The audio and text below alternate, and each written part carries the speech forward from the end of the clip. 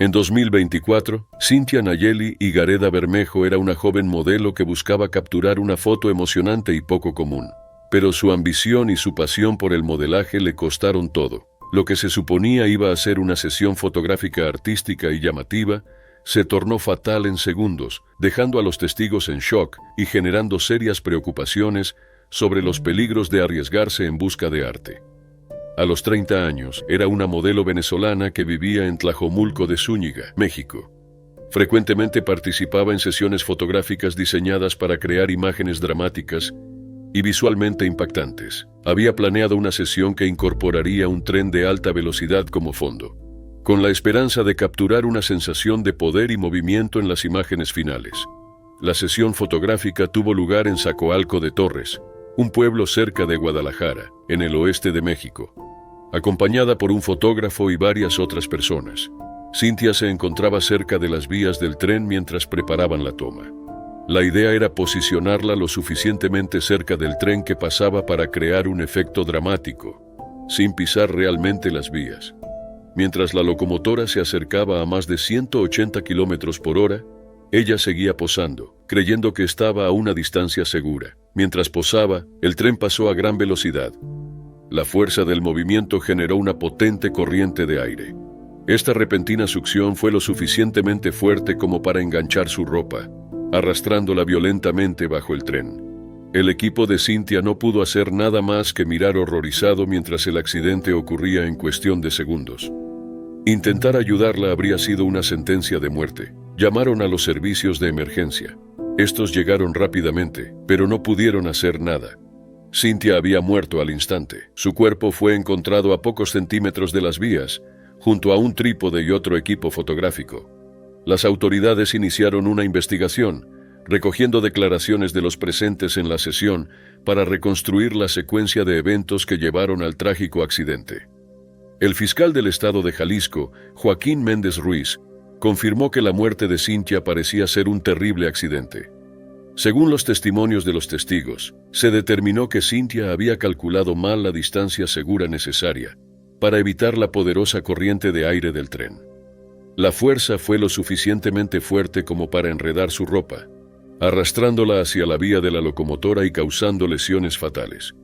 Sus restos fueron retirados de las vías y enviados para una autopsia antes de ser entregados a su familia para su entierro. La investigación sobre las circunstancias de su muerte sigue en curso. La muerte de Cintia sirve como un sombrío recordatorio de los peligros asociados con tomar riesgos cerca de las vías del tren. Aunque las sesiones fotográficas en lugares no convencionales se han vuelto cada vez más populares, especialmente en la era de las redes sociales, conllevan serios peligros. Su trágica partida no es la primera de este tipo. Accidentes que involucran a personas que intentan tomar fotografías o selfies dramáticas cerca de trenes en movimiento han llevado a resultados fatales similares. A pesar de las repetidas advertencias de las autoridades ferroviarias y las campañas de seguridad que enfatizan los peligros de estar demasiado cerca de las vías, muchos siguen subestimando los riesgos. La historia de Cintia sirve como una advertencia sobre la delgada línea entre la ambición artística y la seguridad personal. Su muerte resalta la necesidad crítica de conciencia y responsabilidad al trabajar en ambientes peligrosos, asegurando que nunca una fotografía valga el precio final. El 2 de mayo de 2014, una noche de fútbol en Recife, Brasil, se convirtió en un evento aterrador que conmocionó al país. El partido entre Santa Cruz y Paraná en el Estadio Arruda había terminado en empate 1-1, y los aficionados se dirigían a la salida cuando las tensiones aumentaron. Al salir, un grupo de seguidores de Santa Cruz chocó con los aficionados de Paraná. El caos estalló, y algunos comenzaron a arrancar los inodoros de los baños del estadio, arrojándolos desde las gradas superiores.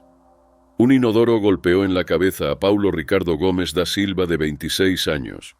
La fuerza del impacto, estimada en más de 750 libras, no dejó oportunidad de supervivencia. Mientras otros huían en pánico, Paulo yacía sin vida en el suelo.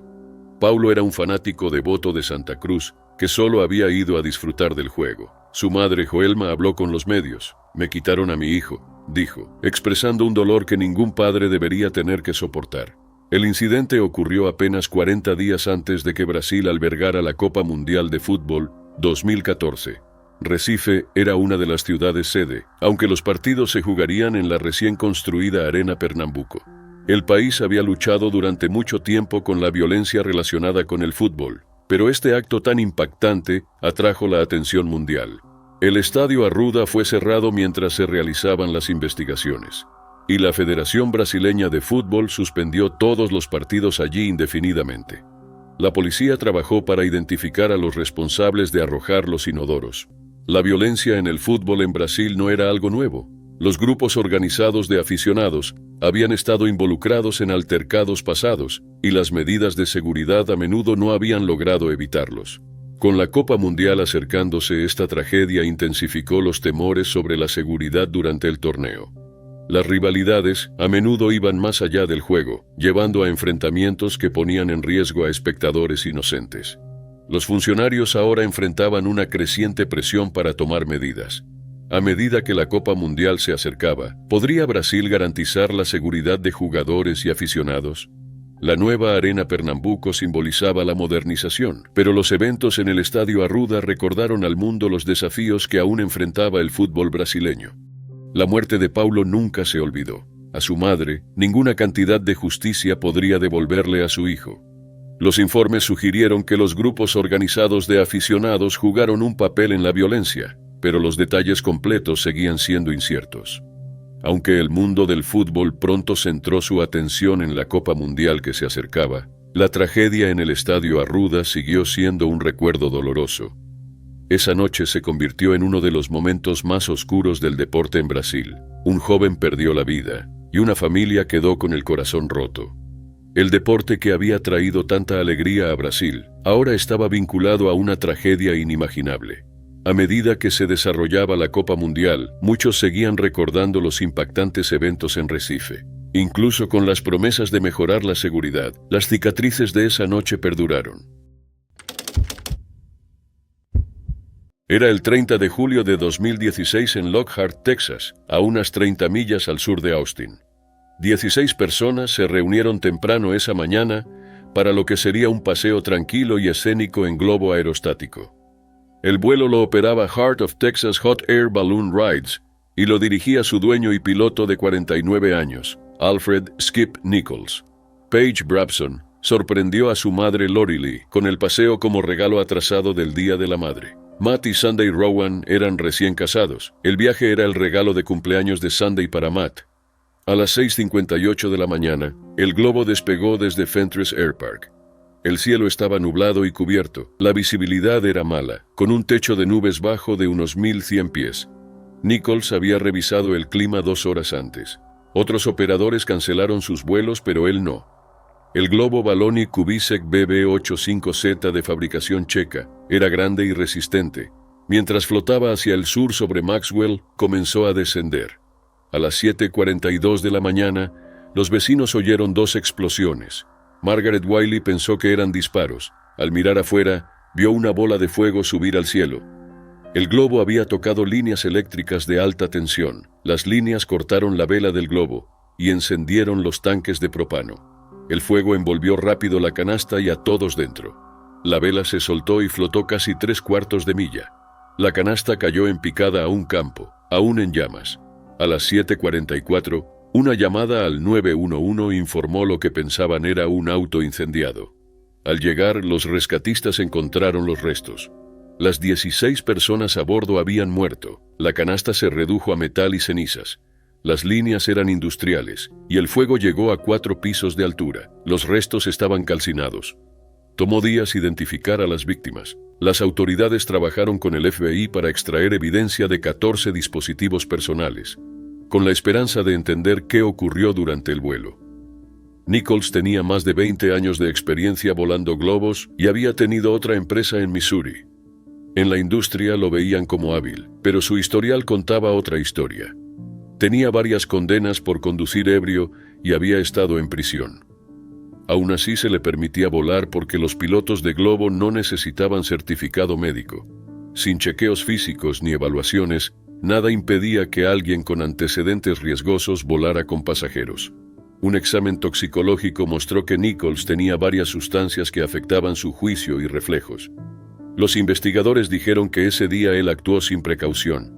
Voló con mal clima, entró en niebla con baja visibilidad y descendió a una zona peligrosa. El choque se llevó vidas de todo tipo. Parejas como Brian y Tracy Neal, Joe y Tressa Owens, y Matt y Sunday Rowan. Familias como los Brabson y los Douglas, todos murieron en segundos. ¿Por qué los pilotos de globo no tenían las mismas normas de seguridad que otros pilotos comerciales? ¿Por qué se ignoraron advertencias previas? En 2014, la Junta Nacional de Seguridad en el Transporte había alertado a la FAA sobre este riesgo. Pedían controles médicos para pilotos. La FAA se negó, diciendo que volar globos no era riesgoso. Heart of Texas Hot Air Balloon Rides cerró 2 días después y no volvió a abrir. En 2017 y 2018, legisladores impulsaron más regulaciones. Pero el cambio real llegó en 2022, 6 años después. Ese año, la FAA exigió por fin que pilotos comerciales de globo pasaran exámenes médicos. Se perdieron 16 vidas en el accidente de globo más mortal en la historia de Estados Unidos. Todo porque las normas de seguridad no iban a la par de la realidad. Era el 29 de septiembre de 2023 en Missolonghi, Grecia. Lumiana Anna Batsevani, de 50 años con 2 hijos, y originaria de Albania, trabajaba junto a su hija de 18 años limpiando una carnicería. Solían trabajar juntas para mantener el lugar en orden. Batsevani se había mudado a Grecia 2 años antes y trabajaba arduamente para mantener a sus 2 hijos, incluyendo su hijo de 10 años. Desde que se separó de su esposo, había hecho todo lo posible para que a sus hijos no les faltara nada. Mientras Batsevani limpiaba una gran picadora de carne industrial, ocurrió lo impensable.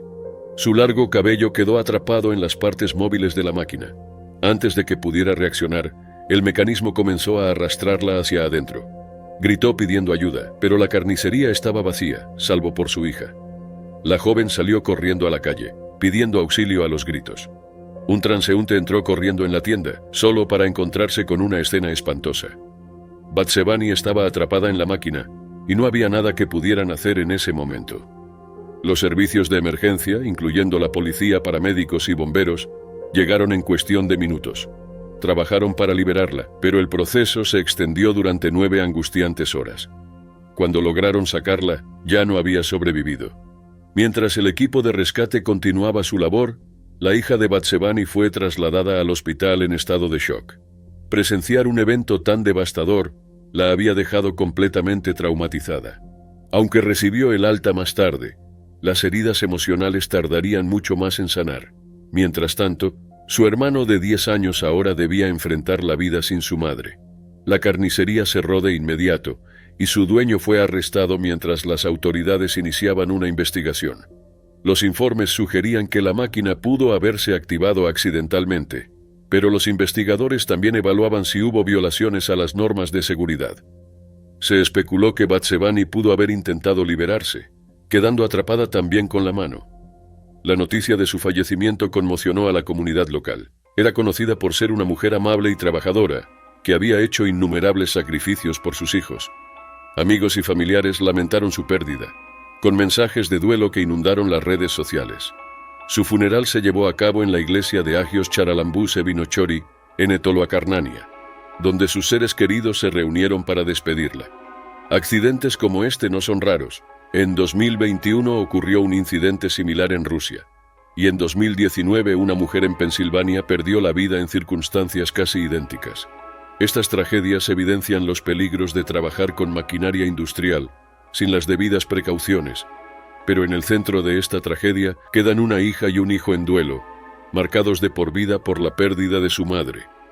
El trauma de presenciar un suceso así nunca se borrará por completo. Las autoridades continúan investigando las causas del accidente. ¿Fue realmente un hecho desafortunado o hubo negligencia? ¿Existían medidas de seguridad que podrían haberlo prevenido? ¿Se debió apagar la máquina durante la limpieza? El arresto del dueño del negocio no brindó consuelo a los hijos de Batsevani. Sin importar lo que revele la investigación, el daño ya está hecho. Una madre trabajadora perdió la vida y sus hijos deben enfrentar el futuro sin ella. Este trágico suceso es un recordatorio de los peligros ocultos en muchos lugares de trabajo. Máquinas diseñadas para la eficiencia pueden convertirse en una amenaza mortal si no se siguen estrictos protocolos de seguridad. Para los hijos de Batsebani, el dolor de perder a su madre será una carga que llevarán para siempre. Ningún niño debería presenciar una tragedia así, y ningún trabajador debería verse obligado a arriesgar su vida en el trabajo. Era el 2 de diciembre de 1984 en Bhopal, India. En la planta de pesticidas de Union Carbide India Limited se había puesto en marcha una grave falla. La fábrica utilizaba un químico peligroso llamado isocianato de metilo, MIC, para fabricar pesticidas, pero las medidas de seguridad en la instalación eran deficientes. Poco antes de la medianoche, comenzó una fuga de gas mortal. Un tanque de almacenamiento que contenía MIC se rompió debido a una reacción química provocada por la entrada de agua a través de una tubería corroída. La reacción generó un calor y una presión intensos, forzando la salida del gas tóxico al aire. Los sistemas de seguridad de la planta estaban averiados o habían sido apagados para ahorrar dinero, lo que permitió que el gas se propagara. Una densa nube venenosa cubrió Bhopal, filtrándose en las casas y llenando las calles. Miles de residentes fueron expuestos mientras dormían.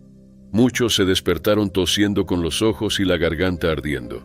El aire era tóxico, haciendo casi imposible respirar. La sobreviviente Aziza Sultán recordó haber escuchado a su bebé toser sin control antes de darse cuenta de que su casa estaba llena de gas. Salió corriendo con su familia, solo para encontrarse con más humo en el exterior.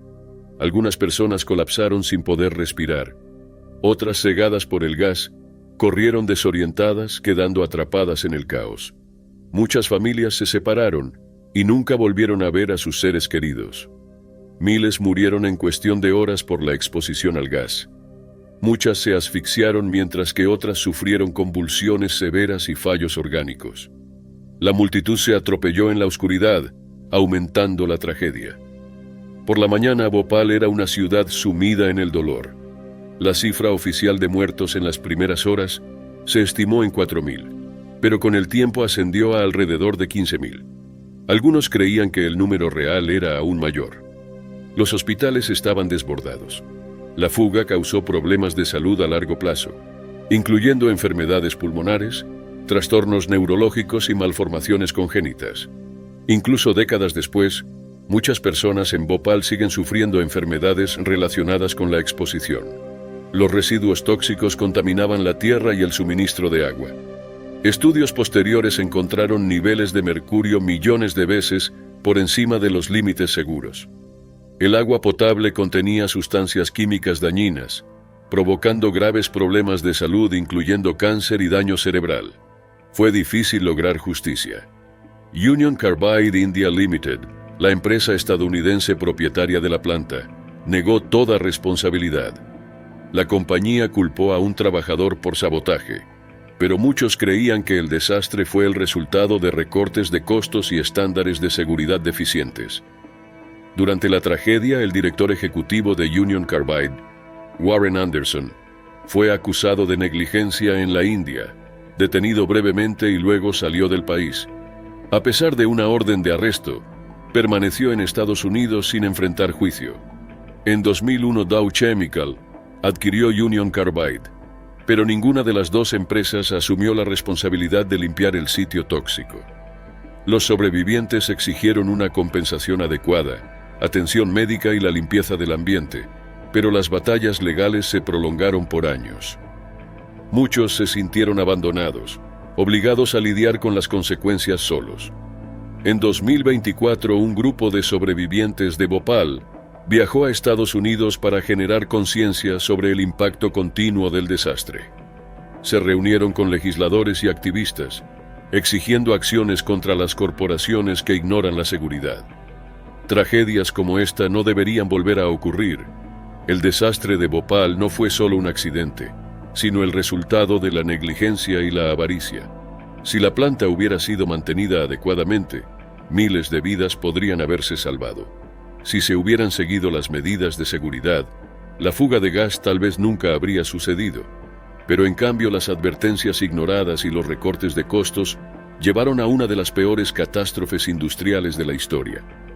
Incluso 40 años después, la gente de Bhopal sigue sufriendo. La tierra, el agua y sus cuerpos aún llevan las cicatrices de la fuga de gas. Su lucha por la rendición de cuentas está lejos de terminar. ¿Podría haberse evitado esta tragedia? ¿Podrían los habitantes de Bhopal haber sido salvados de décadas de sufrimiento? Estas preguntas siguen sin respuesta. Pero una cosa es segura: las consecuencias de la negligencia corporativa pueden durar generaciones.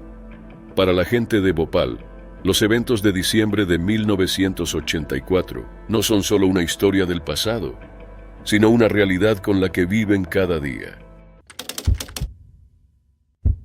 Eran jóvenes, aventureros y libres para explorar la cueva, una de las más profundas de los Estados Unidos.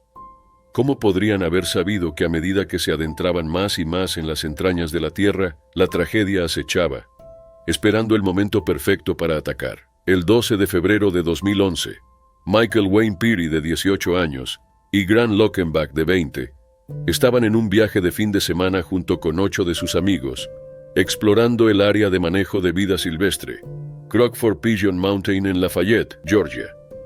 Esta área de manejo de vida silvestre, propiedad del Estado, es popular entre los lugareños y los turistas por sus actividades de caza, espeleología, escalada en roca y senderismo. Ese sábado en particular, el grupo compuesto por 5 chicas y 5 chicos decidió explorar la cueva Ellison. Ubicada en la meseta Apalache de la región noroeste de Georgia, Ellison's es una cueva vertical, lo que significa que la entrada se realiza a través de una caída vertical que debe ser descendida utilizando cuerdas. Con más de 12 millas de largo y una profundidad de 1,063 pies, Ellison's es la 12ª cueva más profunda de los Estados Unidos. A pesar de ser una de las cuevas más populares de Georgia, a los espeleólogos siempre se les recomienda encarecidamente informar a los guardabosques de su intención de explorar la cueva y su tiempo estimado de regreso, lo que indica que el lugar puede volverse muy peligroso muy rápidamente. Y como Michael Peary y Grant Lockenbach iban a descubrir ese fatídico 12 de febrero, a veces la ayuda no llega lo suficientemente rápido. Bastó un simple paso en falso para que su aventura tomara un giro feo. En algún momento durante su descenso a las profundidades de la cueva Ellison, un pequeño incidente interrumpió el viaje del grupo. Una mochila cayó al fondo de un pozo de 125 pies de profundidad. Este pozo en particular estaba ubicado a 1000 pies dentro de la cueva. Por una u otra razón, la mochila se consideró importante, demasiado importante como para ser abandonada y olvidada en la oscuridad del pozo. Contenía algunos objetos personales, así como equipo. Valientemente, Grant Lockenbach decidió hacer el descenso y recuperar la mochila. Se bajó lentamente, pero con seguridad por la cuerda. Todavía estaba dentro del alcance del oído cuando el resto del grupo lo escuchó. Un grito desesperado de ayuda atravesó la cavernosa oscuridad. Algunos miembros del grupo se fueron tan pronto como oyeron el grito de Lockenbach. Se apresuraron a alertar al personal de rescate. Otros permanecieron, tratando de mantener a su amigo tranquilo. No podían verlo, pero podían escucharlo, a pesar de que sus palabras estaban algo amortiguadas por el ruido de una cascada cercana. Michael Peary no era de quedarse quieto esperando mientras un amigo necesitaba ayuda. Mientras los gritos de Lockenbach continuaban, Peary, de 18 años de Oviedo, se puso un arnés. Era un escalador más experimentado y creía que podía rescatar a Lockenbach. Peary comenzó su descenso, pero a medida que se acercaba a su amigo, quedó claro que este no sería un rescate fácil. Pronto Peary comenzó a gritar pidiendo ayuda, tan atrapado como Lockenbach. Los dos hombres se enredaron en sus cuerdas, quedando atrapados en las aguas heladas de la cascada. Para empeorar las cosas, ninguno de ellos llevaba la ropa adecuada para la exploración de cuevas. Ambos usaban camisetas y pantalones cortos. Los dos jóvenes continuaron hablando con el resto del grupo. Pero a medida que pasaba el tiempo, Lockenbach se quedó en silencio. Después de un rato, Peary dejó de responder también. Los rescatistas tardaron 45 minutos en llegar al lugar. Para entonces ya no se podía hacer nada. Tanto Peary como Lockenbach estaban muertos, probablemente por el síndrome de arnés y la hipotermia causados por el agua fría y la falta de ropa adecuada.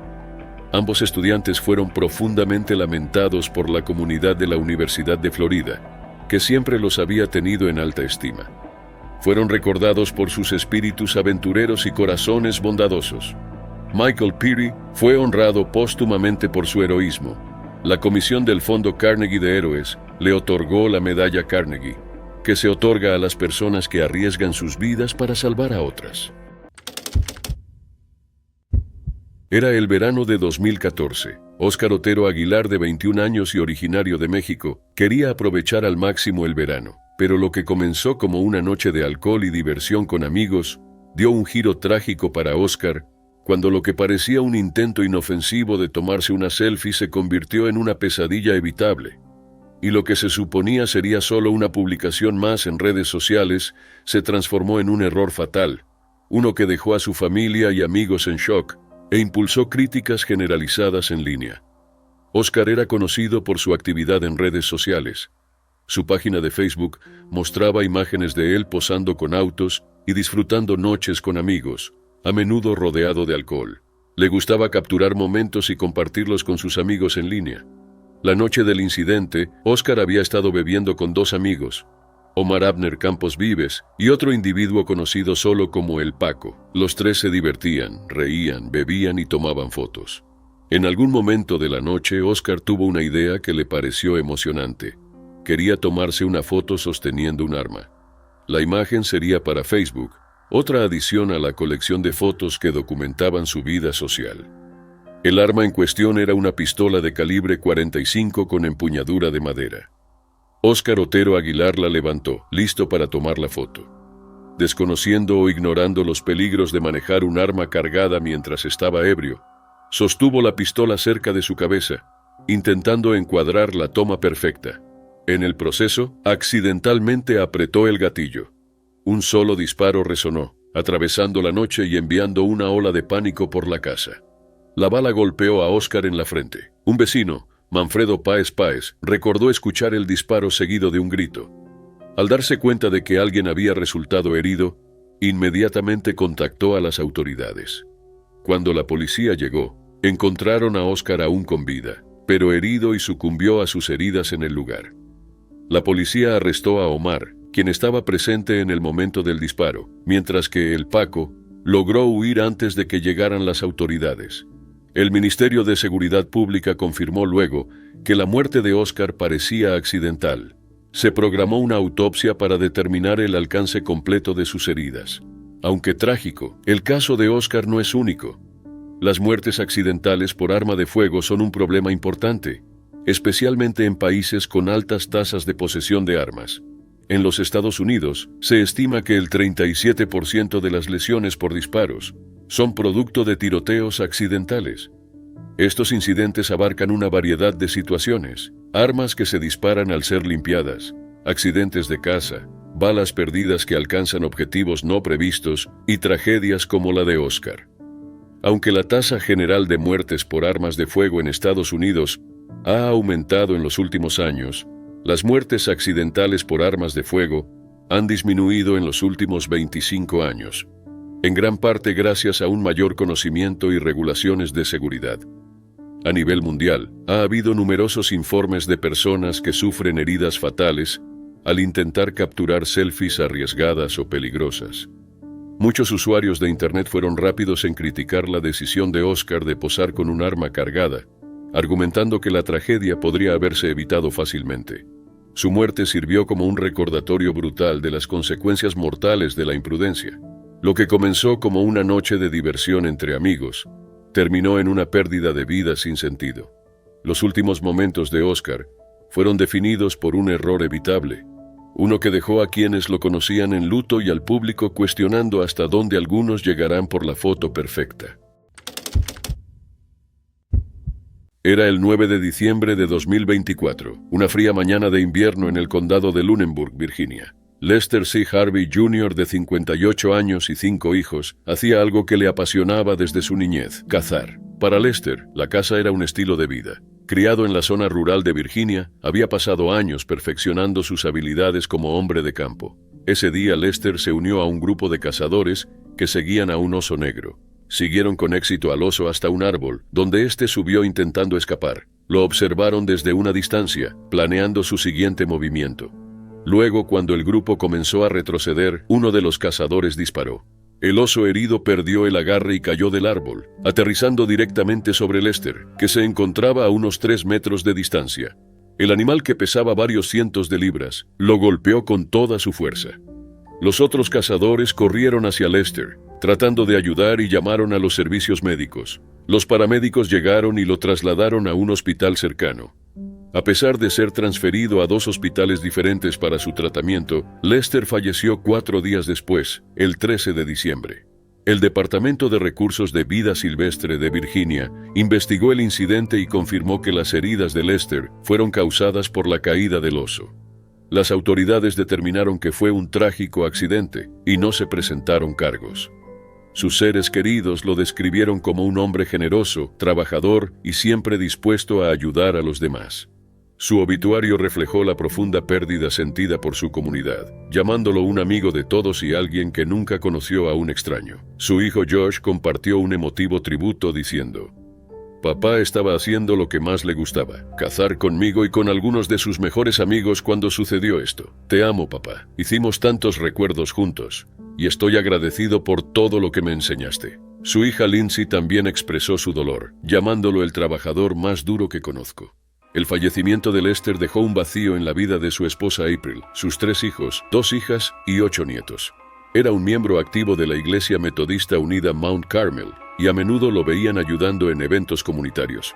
Su amigo cercano James Russell Hudson publicó un video tributo recordando a Lester como uno de los mejores. Habló sobre lo doloroso que fue perder a alguien tan querido, especialmente en la temporada navideña. La caza es una actividad que requiere una planificación cuidadosa y medidas de seguridad, pero ese día un giro inesperado de los acontecimientos llevó a la tragedia. La familia recordó su calidez, su arduo trabajo y el amor que tenía por su familia. Sus hijos y nietos seguirán las enseñanzas que les dejó, manteniendo su legado vivo.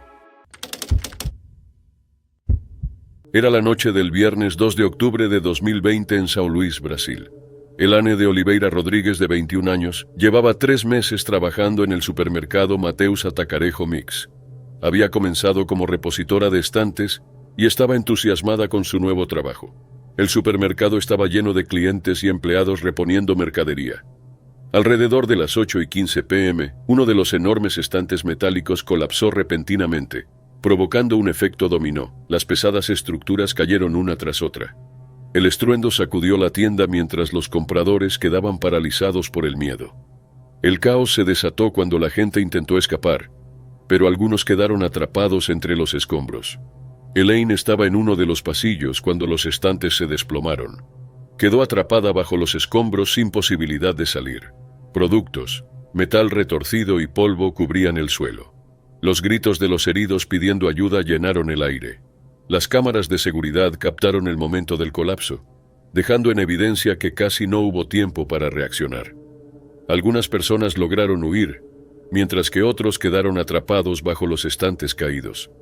Se vio a un hombre cargando a un niño pequeño para sacarlo de la zona de peligro, mientras otros buscaban desesperadamente a sus seres queridos. Los que lograron escapar intentaron ayudar, pero el peso del metal y la mercadería hacía casi imposible mover los escombros. Bomberos, paramédicos y policías trabajaron sin descanso para despejar los escombros y rescatar a los sobrevivientes.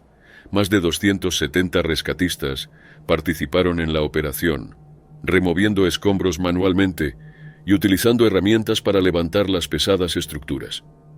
El operativo duró más de 11 horas.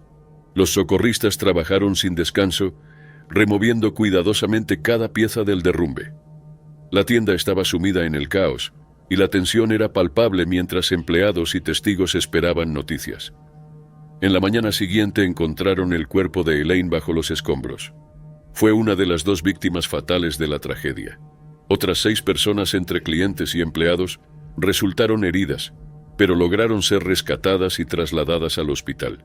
Ninguna de ellas sufrió heridas de gravedad y fueron dadas de alta. Su primo Ruan Alisson habló con los medios y recordó lo feliz que estaba con su trabajo. Su última foto, en la que sonreía antes de su turno, quedó como un recordatorio doloroso de lo inesperada que fue la tragedia. La cadena de supermercados expresó su pesar y ofreció sus condolencias a las familias de las víctimas. Anunciaron una investigación para esclarecer la causa del colapso, ya que las autoridades sospechaban que un montacargas podría haber sido el desencadenante. Se reportó que la máquina pudo haber golpeado uno de los estantes, provocando la catástrofe. La investigación continuó para determinar la causa exacta. La comunidad local se unió en un gran gesto de solidaridad. Imágenes desde el interior de la tienda mostraron a los sobrevivientes formando cadenas humanas para pasar los productos y despejar el área. Un video compartido en redes captó el momento en que un rescatista resaltaba la importancia de no perder la fe en la humanidad. Para la familia, amigos y compañeros de Elaine, el dolor y la conmoción fueron inmensos. ¿Se podría haber evitado el accidente? ¿Los estantes estaban correctamente asegurados? ¿El operador del montacargas siguió los protocolos de seguridad? Estas preguntas resaltaron la urgencia de mejorar las normas de seguridad en lugares de trabajo y espacios públicos. La historia de Elaine se convirtió en un llamado de atención sobre los peligros que enfrentan los trabajadores en ambientes que pueden no ser tan seguros como aparentan. Ahora la esperanza es que esta tragedia sirva para reforzar la seguridad en los lugares de trabajo y evitar que algo así vuelva a suceder. Era el 2 de mayo de 2018. Prabhu Bhattara, un taxista de mediana edad de Odisha, India, transportaba a 2 clientes a su casa luego de una boda cuando vio algo que consideró digno de inspeccionar más de cerca: un oso herido. Prabhu tomó una decisión fatal que pronto se convertiría en un sombrío recordatorio de los peligros de la imprudencia humana frente a la fauna salvaje. Lo que comenzó como un viaje rutinario de regreso de una boda terminó en tragedia cuando un intento desafortunado de capturar una fotografía le costó todo. En la tarde del incidente, Prabhu transportaba pasajeros en su sub cuando se detuvo en una zona boscosa del distrito de Nabarangpur para aliviarse. Al alejarse del vehículo notó un oso cerca de un estanque. El animal se creía herido y descansaba. Prabhu tomó la fatal decisión de acercarse, decidido a tomarse una selfie. Sus pasajeros se dieron cuenta de lo que Prabhu quería hacer y le advirtieron sobre acercarse demasiado. Pero Prabhu ya había decidido. Eligió ignorar sus protestas y se dirigió hacia el oso, teléfono en mano. Estaba listo para una selfie con la criatura herida. Lo que siguió fue rápido y brutal. El oso reaccionó con su instinto de lucha natural. Mientras Prabhu intentaba posicionarse cerca del animal, resbaló. El oso aprovechó la oportunidad y saltó. Con poderosos zarpazos, lo derribó, mordiéndolo y arañándolo mientras él luchaba por escapar. Los testigos no pudieron hacer nada más que mirar horrorizados. Algunos intentaron intervenir a distancia, gritando y arrojando objetos en un intento desesperado por distraer al oso. Incluso un perro callejero intentó salvar a Prabhu. El perro se lanzó hacia el depredador, ladrando e intentando morderlo, pero el oso no se detuvo. Prabhu Bhattara sucumbió al ataque, mientras los testigos grababan. Sus heridas fueron graves y fue declarado muerto en el lugar. Las autoridades llegaron más tarde para asegurar el área, pero no había nada que pudiera hacerse para salvarlo. El oso tuvo que ser tranquilizado para que el cuerpo de Prabhu fuera recuperado.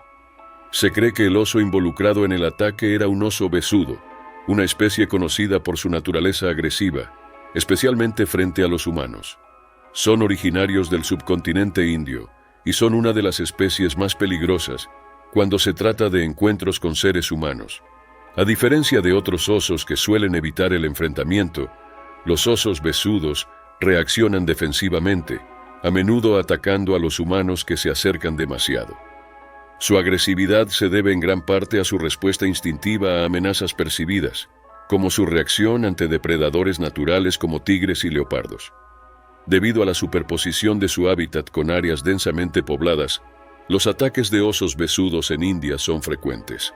La muerte de Prabhu fue la tercera fatalidad relacionada con selfies en la región de Odisha en pocos meses, subrayando la creciente tendencia de comportamientos arriesgados en busca de contenido para redes sociales. Incidentes anteriores involucraron a individuos intentando tomarse selfies con elefantes salvajes, con consecuencias igualmente fatales. India ha registrado el mayor número de muertes relacionadas con selfies en el mundo. con muchos incidentes ocurriendo en lugares peligrosos o involucrando interacciones arriesgadas con la fauna. El incidente sirve como una trágica advertencia sobre las consecuencias de ignorar la seguridad cerca de animales salvajes. La decisión de Prabhu de acercarse al oso herido finalmente le costó la vida. Su muerte es otro recordatorio de las consecuencias fatales de subestimar los instintos de los animales salvajes.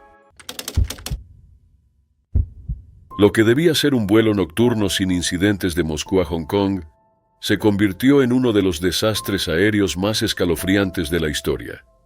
El vuelo 593 de Aeroflot partió del Aeropuerto Internacional Sheremetyevo el 23 de marzo de 1994, con 75 personas a bordo de un Airbus A310, rumbo al aeropuerto Kai-Tak. Operado por Russian International Airlines, la mayoría eran ciudadanos rusos, incluyendo unos 30 empleados de la aerolínea con sus familias, además de algunos empresarios de Hong Kong y Taiwán. En la cabina estaban el capitán Andrei Danilov, el primer oficial Igor Piskaryov y el capitán de relevo Yaroslav Kudrinsky, un piloto con más de 8.900 horas de vuelo. Kudrinsky también llevó a sus dos hijos Yana y Eldar en su primer viaje internacional. A mitad del vuelo, el avión cruzaba Siberia. El capitán Kudrinsky invitó a sus hijos a la cabina. Quería que experimentaran lo que era volar. A las 12:43, Yana, de 13 años, se sentó en los controles mientras Kudrinsky ajustaba levemente el rumbo en el piloto automático para que creyera que giraba el avión. Ella no tenía control real. Eldar, de 15 años, ocupó su lugar. Al mover la palanca durante más de 30 segundos, Eldar desactivó parcialmente el piloto automático sin saberlo. La tripulación sin experiencia con ese modelo no notó el cambio. Entonces la nave comenzó a inclinarse lentamente hacia la derecha. Al aumentar el ángulo de inclinación, los pilotos notaron que algo andaba mal. En segundos, el avión superó los 45 grados y luego 90, un ángulo para el que el Airbus A310 no estaba diseñado. La gravedad empujó la nave a un descenso veloz y la fuerza G dificultó el accionar de la tripulación. El piloto automático intentó corregir el ascenso y mantener la altitud. Esto causó que el avión se desestabilizara y el piloto automático se desconectó del todo, dejando todo en manos de los pilotos. Kudrinsky volvió a su asiento y les pidió a sus hijos que volvieran a los suyos. La situación era crítica. Intentaron corregir los errores, pero fue inútil. El avión empezó a girar. Lograron estabilizarse por un momento, pero volvió a entrar en giro. Para ese entonces habían perdido demasiada altitud. A las 12:58, 16 minutos después de que Yana entrara en la cabina, el vuelo 593 de Aeroflot se estrelló contra la cordillera Kuznetsk-Alatau a unas 160 millas por hora. Todos los 63 pasajeros y 12 tripulantes murieron en el acto. No hubo llamado de emergencia. El tren de aterrizaje estaba guardado. Todos los pasajeros estaban en sus asientos, preparados para una emergencia, sin conocer la magnitud del peligro. Los restos esparcidos en una zona remota de Siberia fueron hallados 2 días después, y las cajas negras se recuperaron poco tiempo después. Al principio, Aeroflot negó que se hubiese violado el protocolo, pero cuando una revista de Moscú publicó las transcripciones de la grabadora de voces de la cabina, salió a la luz la verdad. En los momentos finales se escuchan advertencias desesperadas de Kudrinsky a sus hijos, incluyendo un ruego para que Eldar se moviera al fondo de la cabina. Las investigaciones no hallaron fallas técnicas. Los expertos concluyeron que si la tripulación hubiese dejado que el piloto automático corrigiera el giro inicial, el avión se habría estabilizado y tal vez el accidente se habría evitado. El accidente dejó una lección dolorosa sobre ignorar los protocolos de cabina. En los años siguientes, personas de Rusia, China y Taiwán visitaron el lugar del accidente, dejando flores, cartas y recuerdos esparcidos en la ladera solitaria, donde 75 vidas terminaron en silencio. En 1982, David Grundman, de 27 años, y su compañero de cuarto, James Joseph Suchochi, se adentraron en el desierto de Arizona cerca del lago Pleasant. Armados con una escopeta, no estaban en ninguna misión seria, pero su decisión de usar los enormes cactus como blancos de tiro llevaría a un accidente trágico y extraño. David, familiarizado con las armas de fuego, las usaba a menudo por diversión, más que con un propósito real. Ese día decidió disparar a los imponentes cactus saguaro que salpicaban el paisaje desértico. Disparar a los cactus no era raro. Algunos lo hacían por aburrimiento, otros solo por el placer de la destrucción. Pero lo que David no se dio cuenta fue lo peligrosas que podían ser esas plantas. El cactus saguaro nativo del desierto de Sonora es uno de los cactus más grandes e icónicos del mundo. Estas plantas de crecimiento lento pueden alcanzar hasta 12 metros de altura y pesar varias toneladas. Les lleva décadas crecer su primer brazo y pueden vivir más de 150 años. David y James encontraron un saguaro más pequeño, y David disparó hasta que cayó. Animado por su éxito, apuntó a un cactus mucho más grande, de unos 8 metros de altura y probablemente con más de un siglo de vida. Disparó varias veces a su grueso tronco, sin saber las consecuencias. Con cada disparo, el cactus comenzó a debilitarse. Luego, sin previo aviso, un enorme brazo de unos 1.2 metros de largo se desprendió. Cayó golpeando a David antes de que pudiera reaccionar. El peso y las espinas afiladas lo dejaron inmovilizado en el suelo con heridas graves. James no pudo hacer nada. Estaban lejos de la ayuda. David, atrapado bajo el enorme brazo del cactus, no tenía oportunidad de escapar. Su muerte se convirtió en uno de los accidentes más inusuales de Arizona. Aunque parecía un acto inocente de destrucción, la enorme fuerza del paisaje desértico respondió de una manera inesperada. La historia de David atrajo atención sobre la importancia de proteger las plantas nativas de Arizona, especialmente el saguaro. Estos cactus son esenciales para el ecosistema del desierto, proporcionando alimento y refugio a varios animales. Arizona aprobó leyes desde 1929 para protegerlos, haciendo ilegal dañarlos o retirarlos. Este incidente sigue siendo un recordatorio impactante de cuán impredecible puede ser la naturaleza. Aunque los desiertos puedan parecer vacíos, están llenos de vida, y a veces, la naturaleza tiene la última palabra.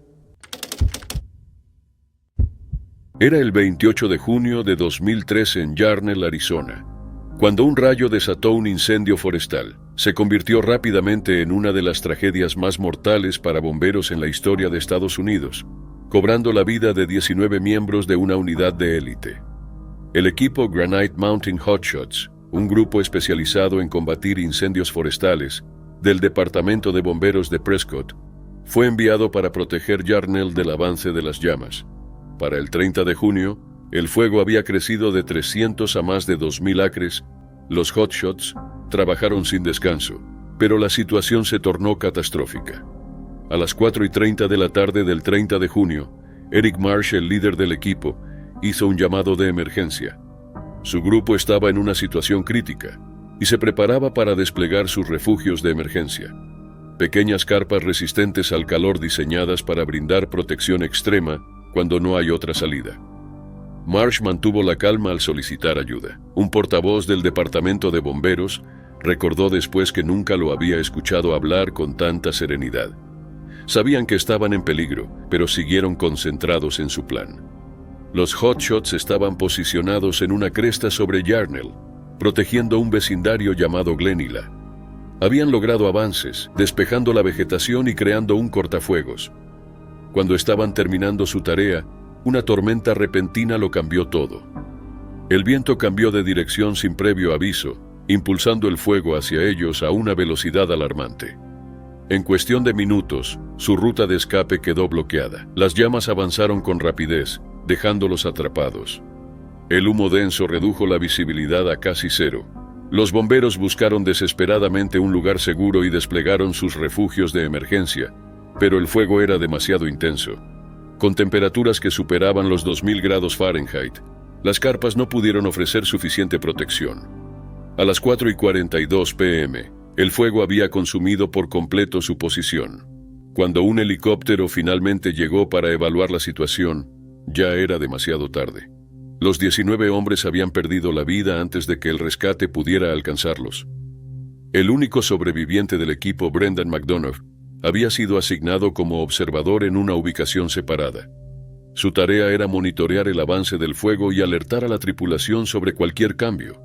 Cuando el viento giró de manera repentina, avisó al equipo y les instó a evacuar. Poco después recibió la orden de abandonar el área de inmediato por su propia seguridad. McDonough fue encontrado más tarde por otro equipo de bomberos, los Blue Ridge Hotshots, que estaban ayudando en la evacuación de los residentes de Yarnell y en las labores de rescate. Lograron mover a salvo los vehículos de los Hotshots, pero cuando intentaron llegar a la zona donde estaban sus compañeros, el fuego ya los había rodeado. La pérdida de los 19 Hotshots devastó a sus familias, compañeros y a toda la comunidad. Estos hombres arriesgaron sus vidas para proteger a otros, y su sacrificio conmovió a todo el país. Personas de diferentes rincones de la nación lamentaron su muerte. En Prescott, donde vivían muchos de los bomberos, miles asistieron a un memorial público. Familiares, amigos y colegas rindieron homenaje a los héroes caídos. McDonough, el único sobreviviente, se presentó ante la multitud en duelo. El incendio de Yarnell Hill sigue siendo una de las mayores tragedias en la historia de la lucha contra incendios forestales. Destacó los riesgos extremos que enfrentan los bomberos y la impredecible naturaleza de estos desastres. El incidente impulsó debates sobre mejoras en las medidas de seguridad, los sistemas de comunicación y la capacitación de futuras brigadas de incendios. El legado de los Granite Mountain Hotshots perdura como símbolo de valentía, dedicación y compromiso con la protección de comunidades. Su historia sigue inspirando a todos aquellos que entienden el verdadero significado del sacrificio. ¿Qué habría pasado si la tormenta no hubiera llegado? ¿Y si el fuego no hubiera cambiado de dirección tan repentinamente? Podrían haber escapado a tiempo. Lo que es innegable es su valentía y el impacto duradero de su servicio. Lo que comenzó como un aparentemente inofensivo acto de diversión nocturna en una marina del sureste de Texas, rápidamente se convirtió en una tragedia devastadora. Tommy Woodward, queriendo divertirse un poco, ignoró claras advertencias y se metió en aguas peligrosas, desencadenando una cadena de eventos que dejó a los testigos traumatizados y a la comunidad en shock. Era el 3 de julio de 2015. Tommy Woodward, de 28 años, se había mudado recientemente de St. Louis a Orange, Texas, junto a su hermano gemelo. Los dos intentaban reconstruir sus vidas y habían encontrado trabajo en un astillero cercano. Conocido en la Marina Burkhardt como un rostro habitual, Tommy era extrovertido y despreocupado.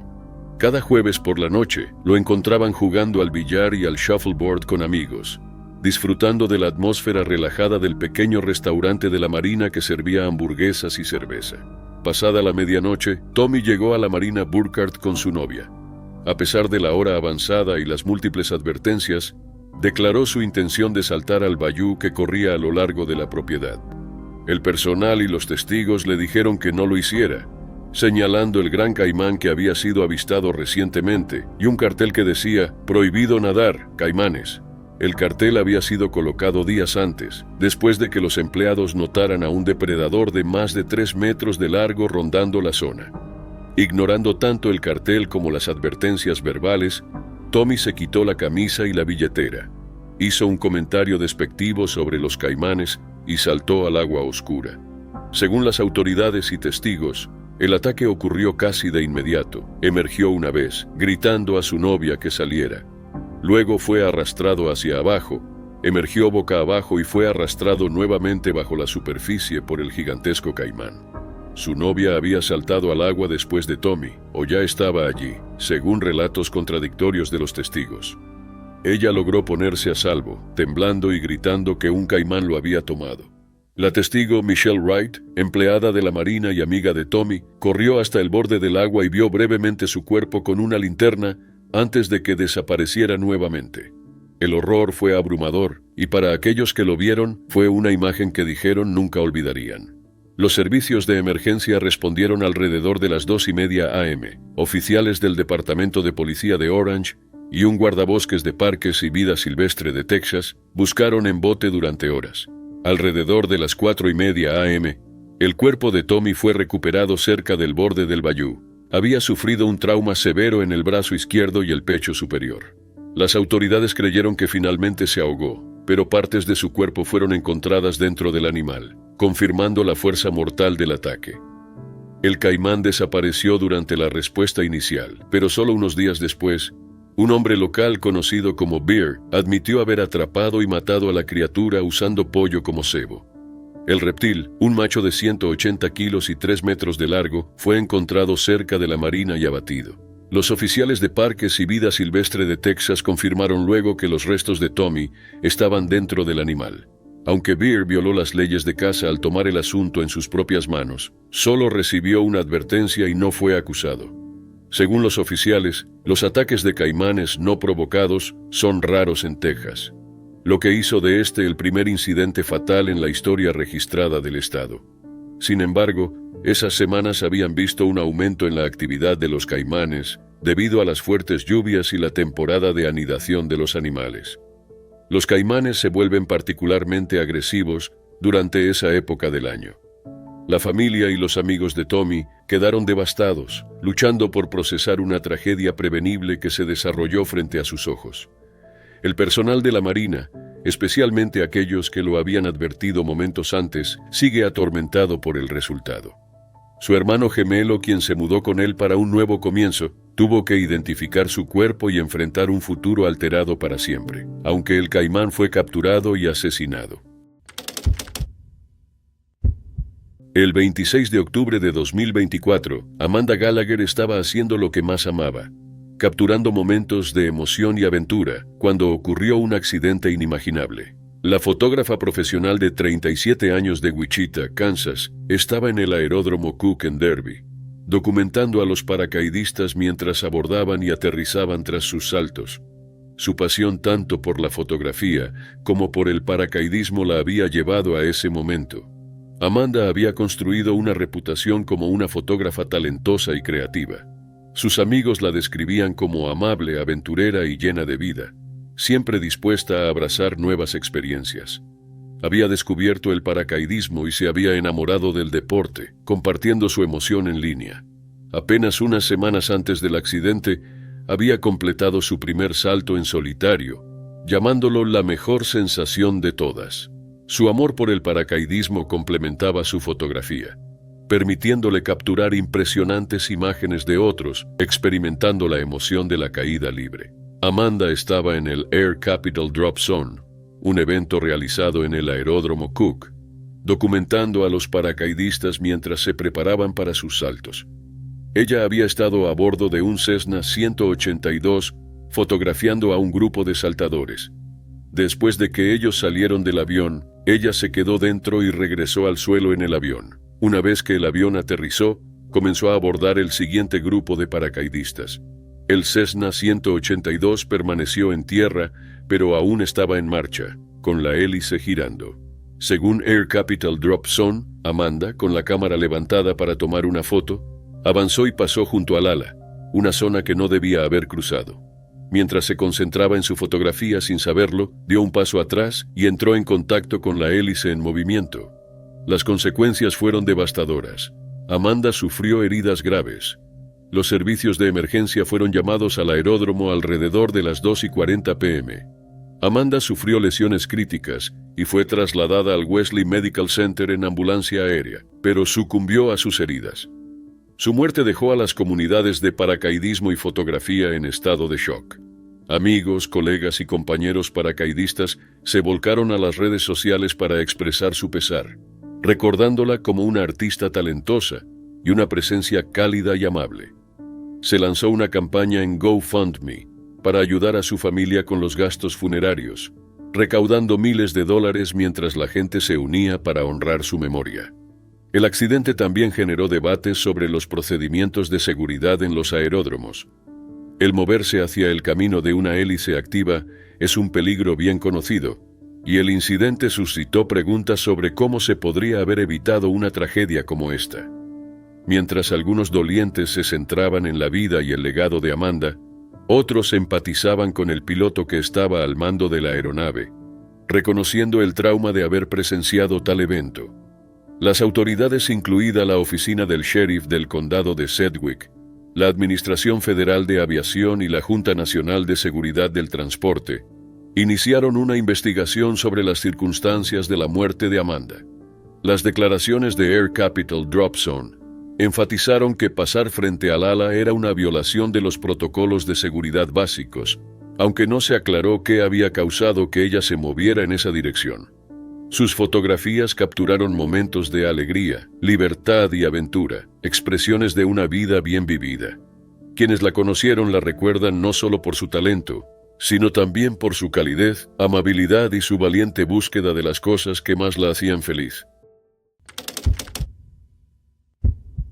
Era jueves 20 de julio de 2023, en la ciudad de Nueva Taipei, Taiwán. Huang, una estudiante de 21 años de la Universidad Nacional Chengchi, se dirigía a la escuela esa tarde. Había salido de un edificio cercano y se detuvo en una parada de autobús cerca de la salida 2 de la estación de Merete Shimpu, en el distrito de Bancao. Exactamente a la 1:06 de la tarde, un aire acondicionado de 30 kilogramos cayó desde el 17º piso de un edificio cercano, golpeándola en la cabeza y lesionándole las piernas. Los transeúntes corrieron a ayudar, incluyendo algunas enfermeras que estaban en la zona. Intentaron asistirla mientras alguien llamaba a los servicios de emergencia. Una ambulancia llegó y la trasladó al Hospital Memorial Far Eastern. Pero Huang no sobrevivió debido a la gravedad de sus heridas. Amigos, compañeros de clase y funcionarios universitarios estaban devastados. Huang era una estudiante de finanzas con un futuro brillante, y su escuela expresó profundo pesar. Un testigo recordó ver a Huang tendida e inmóvil, con sangre acumulándose a su alrededor, mientras la unidad de aire acondicionado rota yacía cerca. Fue una escena desgarradora que muchos encontraron difícil de olvidar. Su atención se centró en el trabajador responsable de instalar la unidad, Lee, de 31 años. Él había sido asignado para instalar la unidad en un apartamento del 17º piso, pero no la había asegurado correctamente. La fijó de manera errónea al marco de la ventana. Lee admitió que carecía de experiencia en este tipo de instalaciones. De hecho, incluso había llamado a un colega anteriormente para pedir orientación. La unidad no estaba lo suficientemente asegurada y se soltó cayendo a la calle abajo. Huang estaba directamente en su camino. Lee fue detenido para interrogatorio y reconoció su responsabilidad. Las autoridades lo acusaron de homicidio imprudente, un delito grave en Taiwán que puede llevar a hasta 5 años de prisión o una multa de $500,000 taiwaneses. La empresa que lo empleaba fue multada con $300,000 taiwaneses por violar las normativas de seguridad según la Ley de Seguridad y Salud Ocupacional. Si se hubieran seguido las medidas de seguridad adecuadas, la unidad no se habría caído. El incidente generó amplias discusiones sobre la seguridad en la construcción, especialmente en edificios altos. Muchos pidieron regulaciones más estrictas para prevenir accidentes similares en el futuro. Asegurarse de que las instalaciones como estas sean correctamente inspeccionadas y verificadas podría significar la diferencia entre la vida y la muerte. La comunidad y la Universidad Nacional Chengchi instaron a una mayor aplicación de las normas de seguridad para prevenir más tragedias. Para la familia de Huang, la pérdida fue insoportable. Ella había sido una joven ambiciosa con un futuro prometedor y su vida fue arrebatada en un instante. Toda la comunidad lloró su partida, luchando por entender cómo un accidente tan prevenible le costó la vida. A medida que continuaron las discusiones sobre la seguridad, las autoridades enfatizaron la importancia de la responsabilidad en cada trabajo, sin importar lo pequeña que parezca la tarea. Este devastador accidente fue una llamada de atención para los trabajadores de la construcción, los empleadores y los reguladores para tomar la seguridad laboral con mayor seriedad. La historia de Huang no será olvidada. El impacto de esta tragedia impulsó conversaciones importantes sobre seguridad, responsabilidad y las medidas necesarias para prevenir incidentes similares en el futuro. Era la madrugada del 13 de agosto de 1989 en las afueras de Alice Springs, en el territorio del norte de Australia. El cielo estaba despejado y el sol recién salía. 4 globos aerostáticos con turistas entusiasmados despegaban desde Santa Teresa Road, a unos 29 kilómetros del pueblo. Uno de ellos llevaba a 12 pasajeros y un piloto, 13 personas en total. Casi todos eran australianos. Uno era un turista danés, Preben Jacobsonen. Otro era un italiano que vivía en Mónaco. Estaban por iniciar lo que debía ser un vuelo pacífico al amanecer. Alan Fraser, uno de los pilotos, volaba un globo que comenzó a subir más rápido de lo esperado. Arriba suyo estaba el globo de Michael Zambi. Ambos trabajaban para la empresa Toddy's Balloon Safaris. A medida que el globo de Fraser ascendía, chocó contra la parte inferior del de Zambi. La parte superior del globo de Fraser, llamada envolvente, se incrustó en la canasta del de arriba. Luego se oyó un desgarrón fuerte. El globo inferior se había rasgado. Testigos dijeron que el corte era del tamaño de una sábana. Desde los otros globos vieron que el dañado flotó unos segundos. Se desvió un poco, pero algo claramente andaba mal. Un turista contó que uno de los globos subió muy rápido y chocó con el otro. El de abajo tocó la canasta del de arriba, se sacudió con violencia y empezó a alejarse. No cayó de inmediato, pero estaba en peligro. Desde el suelo todos miraban en silencio. Fraser trató de salvar el globo con más calor, pero no funcionó. El corte era muy grande. Testigos dijeron que el globo se dobló y cayó como una serpentina. La caída duró 51 segundos. Eso fue todo el tiempo que tuvieron para entender que no había salida. El globo impactó a unos 16 kilómetros del aeropuerto de Alice Springs. Fraser apagó los quemadores antes del choque, tal vez para evitar fuego, pero la velocidad hizo imposible sobrevivir. Murieron las 13 personas. 10 cuerpos quedaron en la canasta. 3 estaban en la arena. Kesia Purich, parte del rescate, creía que algunos saltaron con la esperanza de vivir. Una turista alemana dijo que rezaron por los que caían y aterrizaron lejos del sitio. La investigación reveló errores graves. Aunque ambos pilotos tenían radio, no hablaron. El globo de Zambi no tenía instrumentos obligatorios para medir altitud. Tampoco siguió los protocolos, que decían que el globo superior debía ceder el paso. Fraser también fue culpable por subir sin verificar la posición del otro. Los peritos concluyeron que el choque fue por errores de ambos. El forense Dennis Barrett dijo que Zambi actuó con grave negligencia. Fue acusado de 13 cargos de homicidio. Había pedido más de $1 millón para expandir su negocio y trataba de dejar el país cuando fue arrestado. El juicio fue en 1992 y duró 13 semanas.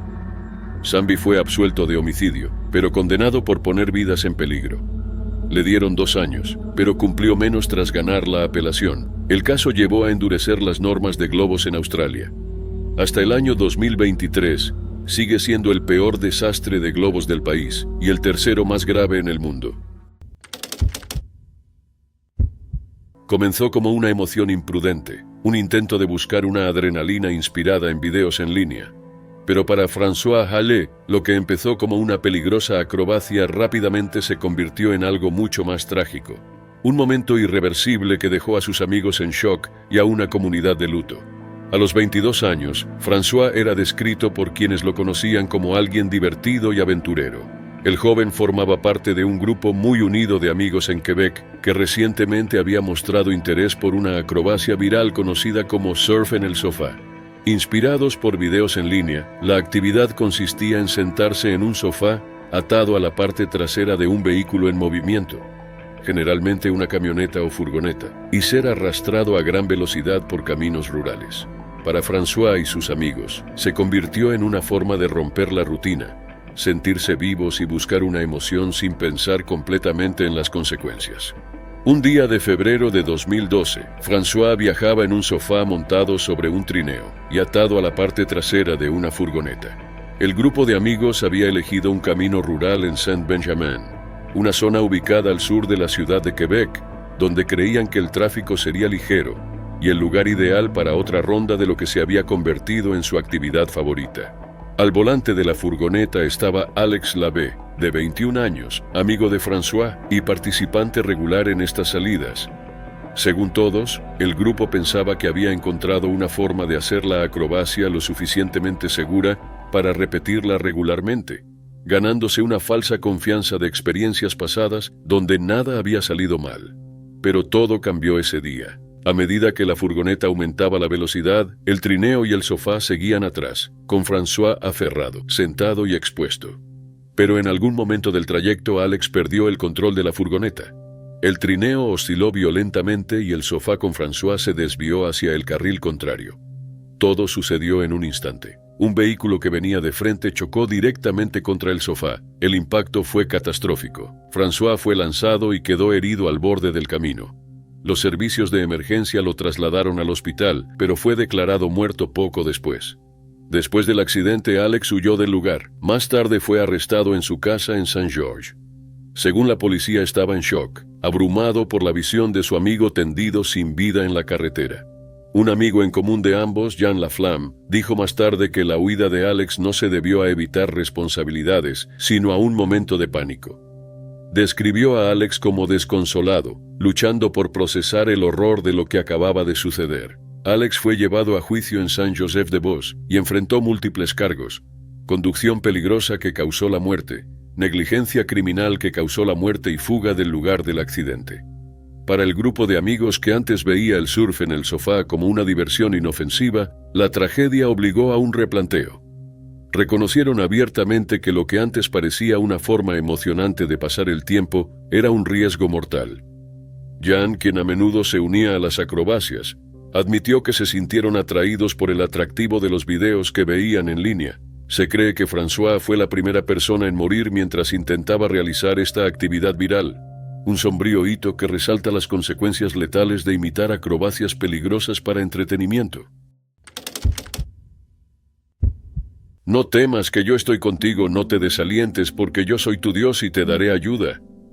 Mientras Josh Jones, de 23 años, y su hermano John cantaban esas palabras, sabían que solo la fe los mantenía cuerdos. Las paredes de la cueva parecían apretar más el cuerpo de John. Solo les quedaba tener esperanza y rezar.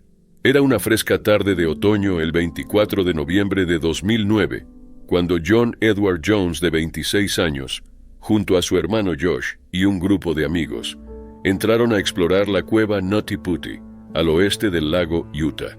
Nutty Putty fue descubierta en 1960. La cueva hidrotermal recibió su nombre por el barro encontrado en sus túneles estrechos. Para John y Josh, esa era su primera vez en esa cueva famosa. Habían pasado su infancia haciendo espeleología, pero hacía años que el mayor John no entraba a una cueva. Ahora era estudiante de medicina y tenía una familia. Su hija Lizzie tenía solo 1 año, y su esposa Emily estaba embarazada del segundo hijo. Aún así, cuando Josh propuso una última aventura, John aceptó. El grupo entró a Nutty Putty cerca de las 8 de la noche. Pronto llegaron a la llamada Gran Diapositiva, una de las cámaras más amplias. Pero querían más. Así que John, Josh y 2 amigos salieron a buscar un desafío mayor, el llamado Canal de Nacimiento, un pasaje estrecho que prometía adrenalina. No sabían su ubicación exacta, así que se separaron para buscarlo. John fue primero, eligiendo un agujero a la altura de la cintura. Medía casi 1,90 m y pesaba unos 90 kilos. Pero estaba decidido, entró de cabeza usando todo su cuerpo para avanzar. Se empujaba con caderas, estómago y dedos. Sin saberlo, no estaba en el canal de nacimiento. En algún punto, tomó un camino equivocado y selló su destino. Vio una grieta que le pareció prometedora y metió el torso de cabeza por su lado más estrecho, apenas 25 centímetros. Intentó avanzar, pero no pudo. Luchó por liberarse, pero solo logró deslizarse más adentro. Tuvo que aceptar la verdad. Estaba atrapado boca abajo, a un ángulo de 70 grados, a más de 30 metros de profundidad, con un brazo torcido bajo su cuerpo y el otro forzado hacia atrás. Josh fue el primero en llegar. Ver lo atascado que estaba John le cortó la respiración. Sabía que era grave. Intentó sacarlo sin éxito. Necesitaban ayuda urgente. Mientras esperaban a los rescatistas, los hermanos charlaron, rezaron y cantaron himnos. Tenían fe. La primera rescatista en llegar fue Susie Motola. Por su contextura le tomó 20 minutos alcanzar a John. Él llevaba atrapado ya 3 horas. Le dijo que quería salir con muchas ganas. Pero Susie no pudo ayudarlo, aunque lo intentó por más de 1 hora. Mientras tanto, más rescatistas llegaron a la cueva. En total fueron 137. Idearon muchas estrategias. Pensaron en usar aceite o incluso explosivos, pero las descartaron. Usaron taladros y cinceles todo el día, pero era lento. Finalmente probaron con un sistema de poleas, pero cuando los pies de John tocaron el techo del túnel, gritó de dolor. Comprendieron que no podían doblarlo sin romperle las piernas. 27 horas. Ese fue el tiempo que John Jones estuvo atrapado antes de que su cuerpo no soportara más la presión.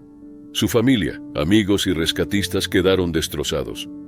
Peor aún, ni siquiera pudieron sacar su cuerpo. Nutty Putty fue sellada con concreto en su entrada principal y cerrada para siempre. Hoy es el lugar de descanso de John Jones, un recordatorio de que explorar cuevas puede ser mortal. Era el 26 de febrero de 2013 en Luxor, Egipto. Esa mañana 21 personas subieron a un globo aerostático para un paseo tranquilo y panorámico sobre el Valle de los Reyes. El vuelo llamado SU-283 era de una empresa llamada Sky Cruise. El recorrido pasaba por lugares como los colosos de Memnón y las estatuas de Naga Alakalta, una ruta pensada como lo mejor del viaje. Los pasajeros venían de todo el mundo, entre ellos Michael Rennie, de 49 años, y su esposa Yvonne, de 48, de Perth, Escocia. También había personas de Francia, Hungría, China, Japón y el Reino Unido. Todos esperaban una experiencia tranquila e inolvidable sería, pero por los peores motivos. A las 6:15 el globo despegó bajo un cielo despejado. Todo parecía normal, la gente sacaba fotos y admiraba el paisaje en silencio. Pero a unas 5 millas del inicio, algo salió mal. Mientras descendía hacia un campo de caña, el capitán Moman Murad, de 30 años, llamó a su equipo y arrojó una soga gruesa llamada drop line para guiar el aterrizaje. La canasta estaba a solo 10 pies del suelo cuando estalló una llamarada. Una manguera de gas conectada a uno de los quemadores tenía una fuga. Esa manguera, instalada en 2005, falló justo al acercarse al suelo. El gas presurizado tocó la llama y causó una explosión repentina. El capitán Murad fue el primero en ser alcanzado, con quemaduras en gran parte del cuerpo. En dolor y pánico, saltó de la canasta. En el fondo, Michael Rennie lo siguió y cayó desde 10 pies sin heridas. El resto fue caos. El equipo en tierra corrió. Algunos intentaron sostener la soga para estabilizar la canasta. Otros fueron a ayudar al capitán. Pero en la confusión, el globo volvió a subir y aún estaba en llamas, con 19 personas atrapadas. Testigos dijeron que la gente gritaba. Algunos decidieron saltar. Se estima que hasta 8 lo hicieron, cayendo al campo. Ninguno sobrevivió. El fuego empeoró rápido. Los peritos dijeron que el calor debilitó la tela del globo, que empezó a romperse. Flotó casi 1000 pies antes de explotar en el aire. Una gran explosión se oyó por la zona. Humo negro subió del campo de trigo donde cayó, dejando un gran cráter. Michael, ya en tierra, corrió hacia casas cercanas pidiendo ayuda. Había visto todo, desde el fuego hasta la explosión. Los médicos llamaron a su supervivencia un milagro, sin heridas físicas, pero con trauma. No aceptó visitas y solo hablaba de su esposa. Yvonne era recepcionista en un hospital de Perth. Fue recordada como amable y llena de vida. Su cuerpo, como los demás, estaba tan quemado que costó identificarlo. También murieron el artista londinense Joe Bampton y su pareja Susanna Gietbay, conocidos por su calma y amabilidad. En total murieron 19 personas. Solo Michael y el capitán Murad sobrevivieron, aunque el capitán quedó grave. La Autoridad de Aviación Civil de Egipto abrió una investigación. El informe final señaló una fuga en una manguera vieja sin reemplazar desde 2005. También hallaron fallas de seguridad. Mourad no avisó del despegue ni hizo controles previos. Luego dijo que no creía que fuera su tarea revisar esa zona. Las autoridades revisaron decenas de videos, algunos con el globo en llamas, otros con los restos en el campo. Sky Cruise ya había tenido problemas. En 2011, uno de sus globos cayó al Nilo. Nadie salió herido y no hubo consecuencias. Esta vez tanto el piloto como el técnico de mantenimiento enfrentaron cargos. Michael volvió al Reino Unido poco después. Por ahora el caso sigue abierto. Desde niño, Floyd Collins pasaba horas explorando las cuevas de Kentucky y vendiendo a turistas rocas y otros tesoros que encontraba bajo tierra. Su familia vivía a unos 6 kilómetros de Mammoth Cave, un sistema de cavernas que atraía a visitantes de todo el mundo. Ya adulto con 37 años, Collins era una leyenda local en Kentucky. Aventurero, explorador, geólogo aficionado y personaje curioso, aprendió a tocar himnos en estalactitas como si fueran un xilófono. Pero también era pobre y soñaba con encontrar y poseer una cueva que atrajera a tantos turistas que su familia pudiera salir adelante.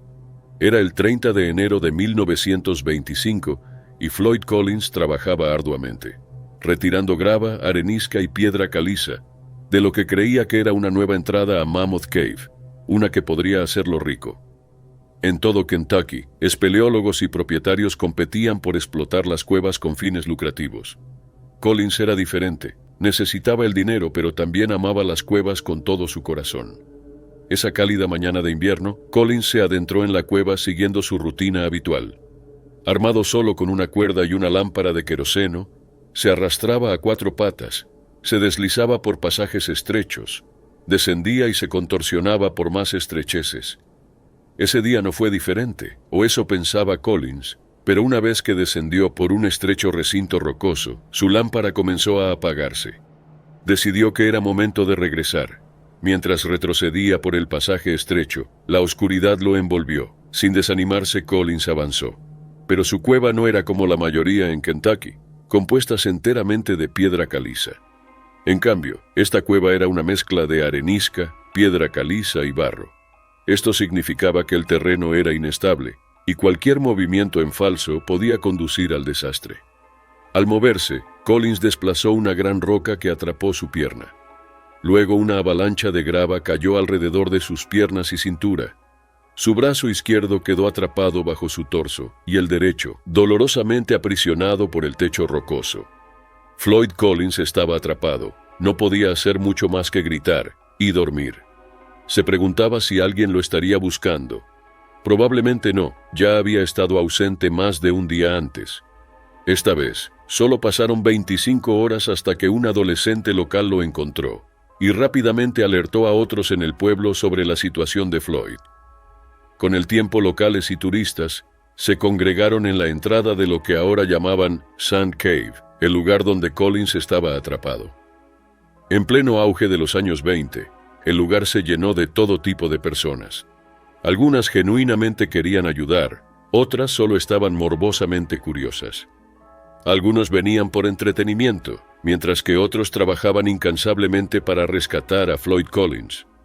Un joven reportero, William Skidz Miller, llegó para hacer su trabajo, pero rápidamente se unió a los esfuerzos de rescate. A medida que las horas se convertían en días, numerosas personas hicieron su mejor esfuerzo para liberar a Floyd Collins, pero la tarea era difícil, y resultaba tanto un alivio como una frustración que pudieran alcanzarlo y darle comida, café, whisky y mantas para mantenerlo caliente. Nadie trabajó más arduamente que el hermano de Floyd, Homer Collins, el joven reportero Skidz Miller o Johnny Gerald, amigo de la infancia de Collins. Una y otra vez los hombres fracasaron. Mientras tanto, gracias a los reportes de Miller sobre la resiliencia y humanidad de Collins, América estaba completamente involucrada en la historia. El sitio del accidente ahora rebosaba de reporteros de todas partes. Los intentos de rescate incluso fueron cubiertos por la radio, un medio entonces extremadamente nuevo. Los rescatistas tenían esperanzas, pero luego el 4 de febrero, parte de la cueva colapsó. Floyd Collins estaba ahora completamente aislado del resto del mundo. La situación era grave. Se creó un nuevo plan. Los rescatistas comenzaron a perforar un pozo directamente hacia el costado de Collins. Pero el trabajo era tediosamente lento. El 16 de febrero, un cincel penetró Sand Cave. La abertura que creó no fue suficiente para rescatar a Floyd Collins, pero ayudó a los rescatistas a ver claramente lo que más temían. Collins estaba muerto. Su cuerpo fue recuperado 2 meses después, un testimonio de los peligros de la exploración de cuevas.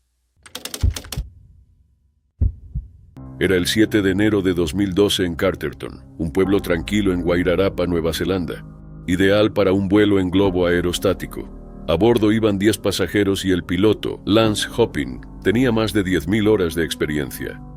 También era responsable de seguridad del festival Globo sobre Wairarapa. El globo llamado Mr. Big era un modelo Cameron 210 fabricado en 1997 y llevado al país en 2001. La canasta y el quemador eran más viejos, del 89, pero aún aprobados para volar. Esa mañana el globo despegó a las 6:38. Los pasajeros eran locales, 2 matrimonios, 2 primos, una pareja joven y otros 2.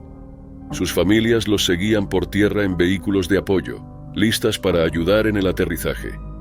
Durante casi 45 minutos todo pareció estar bien. El globo flotaba suavemente sobre Carterton, siguiendo una ruta tranquila. Pero cerca de las 7:20, al aproximarse a Somerset Road, todo cambió. Hopping avisó por radio que planeaba aterrizar cerca del camino. Pero al bajar, el globo se desvió hacia un tendido de cables de 33.000 voltios. Testigos dijeron luego que oyeron al piloto gritar «Agáchense», justo antes del impacto. Un cable enganchó la canasta. Hopping intentó subir el globo, pero quedó atrapado. Por unos 20 segundos, el globo se arrastró por el cable. Luego un arco eléctrico provocó una chispa e inició el fuego. Las llamas se propagaron rápido. Testigos vieron humo negro subir al cielo. 2 pasajeros saltaron desde 20 metros y no sobrevivieron. El globo empezó a subir, pero la tensión del cable lo rompió y el globo se elevó de golpe. Pocos segundos después, la vela colapsó y cayó desde unos 150 metros. Las 11 personas murieron en el lugar. Los equipos de emergencia llegaron rápido, pero nada se podía hacer. Los restos cayeron en un campo, a 600 metros de la carretera. Tomó 2 días recuperar los cuerpos. La zona fue asegurada y las partes del globo enviadas a Wellington para su análisis. El accidente dejó sin energía a unas 3.800 casas, pero el servicio volvió poco después. El hecho inició una gran investigación a cargo de la Comisión de Investigación de Accidentes de Transporte. Para febrero de 2012, la comisión ya había detectado fallas en el mantenimiento del globo. Los registros estaban incompletos, algunos procedimientos eran viejos y se omitieron controles clave. La empresa usaba un manual de 1992 y no analizaba bien los materiales. Aunque eso no causó el accidente, mostraba graves fallos de supervisión. Un análisis toxicológico mostró que Hopping tenía tetrahidrocannabinol en el cuerpo. No se sabía cuándo lo había consumido, pero varios dijeron que era usuario frecuente. La comisión sugirió que eso pudo influir en sus decisiones. El informe final confirmó que cometió un error grave. Pudo usar el sistema de emergencia para aterrizar, pero decidió subir. Su licencia de piloto había vencido 6 semanas antes. En 2013 se supo que a los pasajeros nunca se les enseñó a usar los controles de emergencia. Podrían haber reducido el daño. El forense Peter Ryan dijo que la tragedia era evitable. Recomendó controles más estrictos, pruebas aleatorias de drogas y quizás un segundo piloto en algunos vuelos. En 2015 se publicaron 4 fotos del accidente. Mostraban el momento exacto en que el globo tocó los cables, se incendió y cayó. Las familias apoyaron su difusión con la esperanza de mejorar la seguridad. Las víctimas fueron Hopping y 10 pasajeros, muchos con familiares viéndolos desde tierra. Era el 27 de agosto de 2022 en Sydney, Australia. Aishwarya Venkatachalam, una auditora senior de 27 años en Ernst & Young, EY, se había mudado de India a Australia para avanzar en su carrera. Era conocida por su dedicación y había construido una sólida reputación en la auditoría del sector inmobiliario. Aquella noche asistió a un evento corporativo en un club nocturno. Alrededor de las 12:20 a.m., Aishwarya cayó desde el 11º piso del edificio de EY en el distrito financiero de Sydney, aterrizando sobre un toldo de vidrio. Aishwarya había hablado con amigos sobre los desafíos que enfrentaba en el trabajo. El ambiente de alta presión le estaba pasando factura, pero nadie imaginaba lo que ocurriría después. El evento de la empresa terminó alrededor de las 7:30 p.m., pero Aishwarya permaneció en la zona. Para la medianoche, había regresado a la oficina. Testigos recordaron haberla visto cerca de un estacionamiento, visiblemente afectada. 3 mujeres se acercaron para ver si estaba bien. Ella les explicó que había olvidado las llaves de su casa dentro de la oficina, pero el personal de seguridad no la dejaba entrar. Con la ayuda de estas personas, finalmente logró acceder al edificio. Su familia no podía comprender cómo alguien tan trabajadora y llena de promesas podía haber partido tan inesperadamente. Su tío estaba desconsolado. EY recibió duras críticas por su exigente cultura laboral. Muchos empleados actuales y antiguos compartieron sus experiencias sobre jornadas extenuantes, estrés laboral y falta de apoyo. Algunos también mencionaron preocupaciones sobre discriminación y trato injusto. Aunque no había pruebas directas que vincularan la muerte de Aishwarya con su trabajo, el caso generó serias dudas sobre los entornos corporativos de alta presión. Los empleados describieron largas jornadas laborales que superaban con creces la semana estándar de 40 horas. Muchos se sentían agotados y desamparados, especialmente los recién llegados que luchaban por cumplir con las expectativas. Algunos afirmaban que trabajar menos de 10 horas al día se consideraba una amenaza para sus carreras. lo que convertía las jornadas prolongadas en una norma implícita. En respuesta, el director ejecutivo de EI en Oceanía, David Laroca, expresó su tristeza por la muerte de Aishwarya y anunció una revisión independiente para evaluar la cultura laboral y las políticas de salud mental de la empresa. Aunque declaró que no había una conexión directa entre el trabajo y el incidente, reconoció la necesidad de enfocarse más en el bienestar de los empleados. Laroca admitió que los niveles de estrés en la empresa debían abordarse. Aunque evitó hacer declaraciones definitivas sobre el caso de Aishwarya, muchos empleados vieron su fallecimiento como una advertencia urgente. La revisión tenía como objetivo identificar problemas en el entorno laboral y mejorar los sistemas de apoyo para los trabajadores. Sus compañeros continuaron expresando sus preocupaciones, describiendo un ambiente de trabajo intenso con plazos ajustados y presión constante. La expectativa de mantener altos niveles de facturación dejaba a muchos exhaustos. Algunos temían hablar sobre sus dificultades por miedo a represalias profesionales. Los informes señalaron que Aishwarya estaba angustiada. Los testigos indicaron que había estado bebiendo, aunque no en exceso. Las emociones abrumadoras que experimentó aquella noche, sumadas a la situación en su oficina, parecían haberla llevado al límite. La investigación policial descartó cualquier circunstancia sospechosa, pero la conversación sobre la cultura laboral y la salud mental cobró fuerza. La tragedia obligó a EI a replantearse sus políticas y a abordar preocupaciones de larga data. La familia y los amigos de Aishwarya quedaron sumidos en el dolor por la pérdida de alguien a quien describían como amable, ambiciosa y llena de potencial. Un emotivo homenaje de sus familiares incluyó un poema titulado «Partiste demasiado pronto», expresando el profundo vacío que dejó su partida. ¿Se podría haber hecho más para apoyarla? ¿Las presiones laborales contribuyeron a su angustia? ¿Cómo se pueden prevenir situaciones similares en el futuro? EI lanzó una revisión completa de sus políticas laborales, incluyendo recursos de salud mental, programas de apoyo a los empleados y medidas de seguridad. Se implementaron cambios en la infraestructura de los edificios de oficinas, como el rediseño de las barreras en las terrazas para evitar incidentes similares. Muchos aún se preguntan si realmente habrá un cambio significativo tras el evento. Subraya la importancia de la salud mental, el bienestar de los empleados y la responsabilidad de las empresas en la creación de un entorno de trabajo seguro y de apoyo. Aunque las políticas pueden actualizarse, el dolor de su pérdida sigue presente. Lo que comenzó como una misión audaz y llena de corazón para recaudar fondos para una noble causa, terminó en tragedia, cuando el intento de un sacerdote brasileño de llamar la atención sobre un proyecto cercano a su corazón salió mal de una manera que nadie podría haber previsto. En abril de 2008, Adelir Antônio de Carli, de 41 años, era un sacerdote católico romano ampliamente conocido en Brasil como el sacerdote del globo. Nació el 8 de febrero de 1967 y creció en circunstancias difíciles. Tras el divorcio de sus padres, Adelir vivió con su madre en Paraguay hasta su muerte cuando tenía solo 15 años.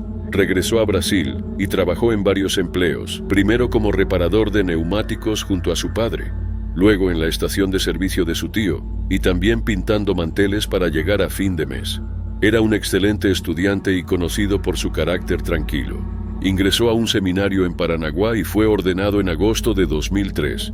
Para el 2004 se había convertido en jefe de su propia parroquia, donde desarrolló un profundo compromiso con el trabajo social. Uno de los principales proyectos de Adelir fue la creación de la pastoral, un área de descanso y apoyo espiritual para camioneros que pasaban por la ciudad portuaria de Paranaguá. Celebraba misas en el patio del puerto y tomaba un papel activo en la defensa de los derechos de los ciudadanos marginados, incluidos los sin hogar. Su activismo llevó a múltiples arrestos, incluido el del secretario de Seguridad Municipal de la ciudad. Ese mismo año, protestó por la expulsión de pequeños comedores de la zona portuaria, deteniendo con éxito su desalojo. Con el fin de recaudar fondos y concienciar sobre la pastoral, Adelir planeó batir el récord mundial de tiempo de vuelo en globo, 19 horas suspendido en el aire, aunque tomó cursos de supervivencia y montañismo en preparación. Su historia con la aviación fue irregular. Anteriormente había sido expulsado de un curso de parapente en Curitiba por negarse a asistir a las clases teóricas y desobedecer a su instructor. Aún así, en enero de 2008, completó un vuelo exitoso de 4 horas desde Ampere hacia Argentina, usando 600 globos y alcanzando una altitud superior a los 5.000 metros. El 20 de abril de 2008, Adelir hizo su segundo y último intento.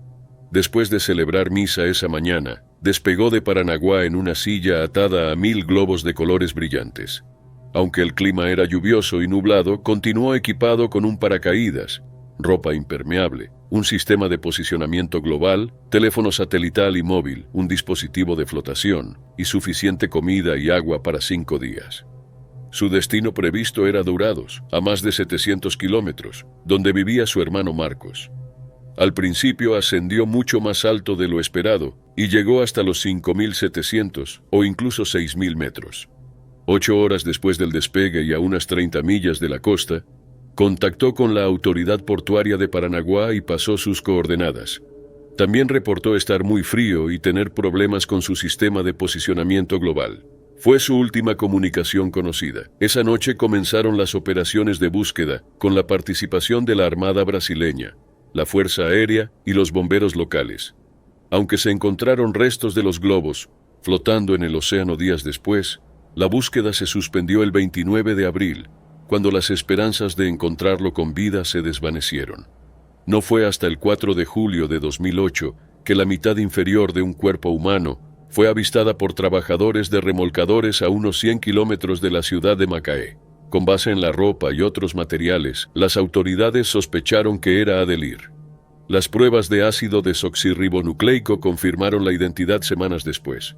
Sus restos fueron devueltos a Paranaguá, donde los feligreses lo recibieron con aplausos. Se celebró una misa en su honor y fue enterrado en una capilla especial. Completamente oscuro dentro de la cueva y el sonido del agua furiosa retumbaba en sus oídos. Mientras Elena Carroll temblaba en la repisa, sabía que esto distaba mucho de sus vacaciones soñadas. Era una pesadilla, pero no echaba de menos el avistamiento de monos, las playas tropicales o las aguas cristalinas del sur de Tailandia.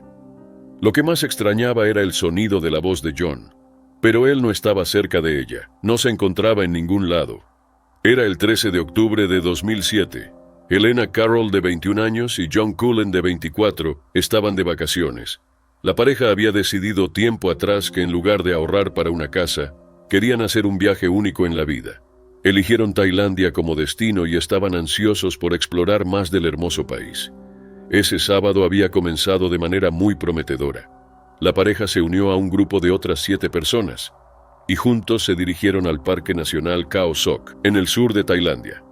Aparte de Elena y John, el grupo incluía 2 guías turísticos, una pareja suiza y sus 2 hijas adolescentes, y un niño alemán de 10 años cuya madre no pudo unirse al viaje porque estaba enferma. La excursión comenzó con un paseo en bote por el lago Chiu Lan. Luego el grupo recorrió el bosque, disfrutando de la exuberante naturaleza del parque. Finalmente llegaron a su destino para el día, una cueva. Los 2 guías turísticos repartieron linternas. Dentro de la cueva todo estaba completamente oscuro, lo que convertía cualquier fuente de luz en un salvavidas. A medida que se adentraban más, los turistas se maravillaban con la vista de arañas y murciélagos. La cueva era extrañamente hermosa, un lugar intacto donde tales criaturas vivían tranquilamente.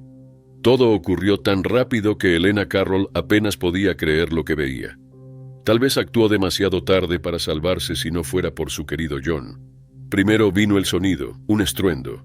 Luego vio una gran corriente de agua que venía hacia ellos con una furia y una fuerza imponentes. John y Elena comenzaron a escalar, esquivando por poco la inundación. Los demás no tuvieron tanta suerte. Los guías turísticos, el niño de 10 años y la familia suiza de 4 miembros fueron arrastrados por la corriente, pero no había tiempo para volverse. Elena y John tenían que subir más. Mientras lo hacían, la mujer resbaló, pero John no iba a dejar que ella muriera. La tomó y la subió. Subieron más hasta encontrar una repisa. Tenían versiones diferentes de lo que se suponía que debían hacer. Elena pensaba que debían quedarse allí y esperar a que llegara ayuda. Pero John pensaba que estaban en peligro. Creía que entrar en la corriente y dejarse llevar por ella era la salida. John le dijo a Elena que se quedara allí y entró al agua. Fue la última vez que Helena lo vio. Pasaron horas y Helena Carroll se aferraba a la repisa. Cada minuto que pasaba hacía que el frío fuera más intenso. Perdió la noción del tiempo. Deseaba que John estuviera allí. John nunca regresó. 16 horas después de que Helena subiera por las rocosas paredes de la cueva, el brillante haz de una linterna perforó la oscuridad. Debilitada pero aún viva, Helena gritó a los rescatistas. Cuando emergió de la cueva le dijeron que muchas personas habían muerto, pero nadie le dijo la verdad hasta más tarde. Todos estaban muertos, menos ella. John Cullen murió tratando de proteger a su amada. Hizo el sacrificio más grande. Y aunque su valentía es innegable, las autoridades declararon que el grupo no debía haber estado en el parque en primer lugar, ya que el Parque Nacional Khao Sok está cerrado durante la temporada de lluvias. En mayo de 2016, Jia Li-hun, un hombre de negocios que visitaba el Parque de Vida Silvestre Xixiakou en Rongcheng, China, quiso aprovechar al máximo su viaje capturando fotos y videos de la diversa fauna del parque. Viajando solo quería compartir las fotos con sus amigos, mostrándoles imágenes de los animales en el ambiente costero y libre del parque.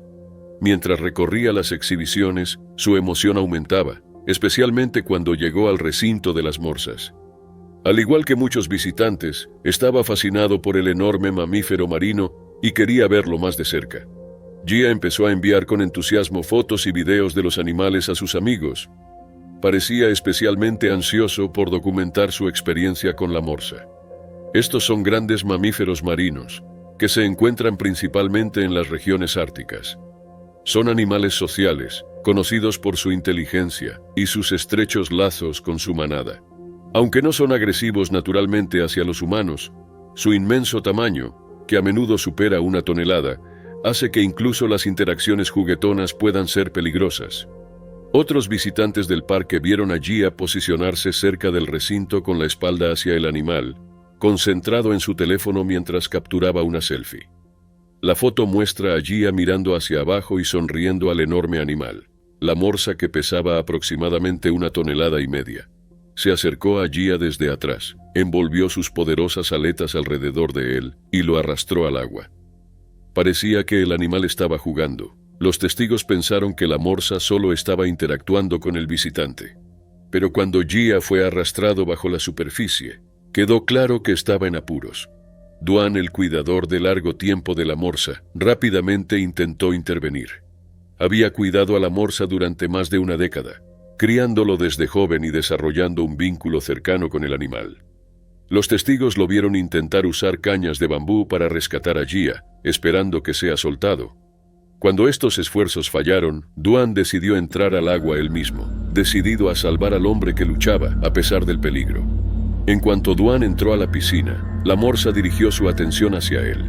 Corrió hacia él, lo envolvió en un abrazo similar y también lo arrastró bajo el agua. A pesar de ser descrito como un nadador fuerte por sus colegas, Duan no pudo escapar. El tamaño y la fuerza de la morsa resultaron abrumadores. Ambos hombres fueron retenidos con fuerza mientras el animal los movía por el agua, sumergiéndolos repetidamente.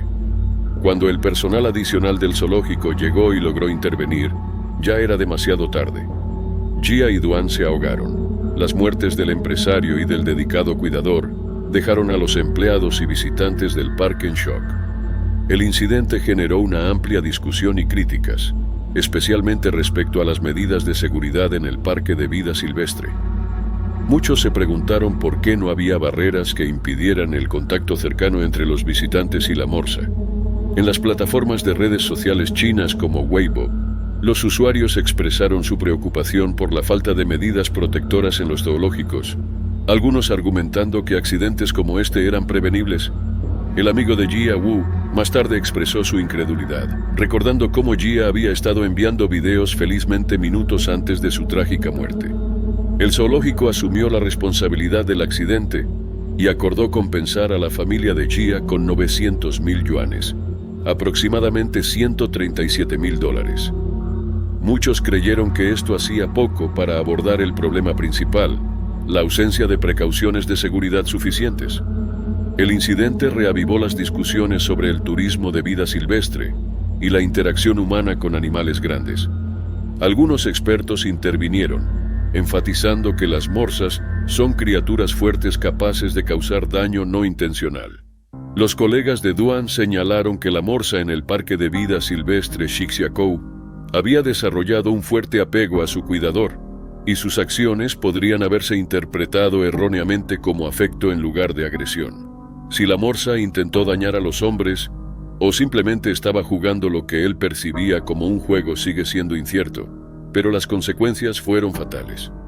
La atracción de la morsa en el parque permaneció abierta, alimentando aún más el debate sobre la responsabilidad del zoológico.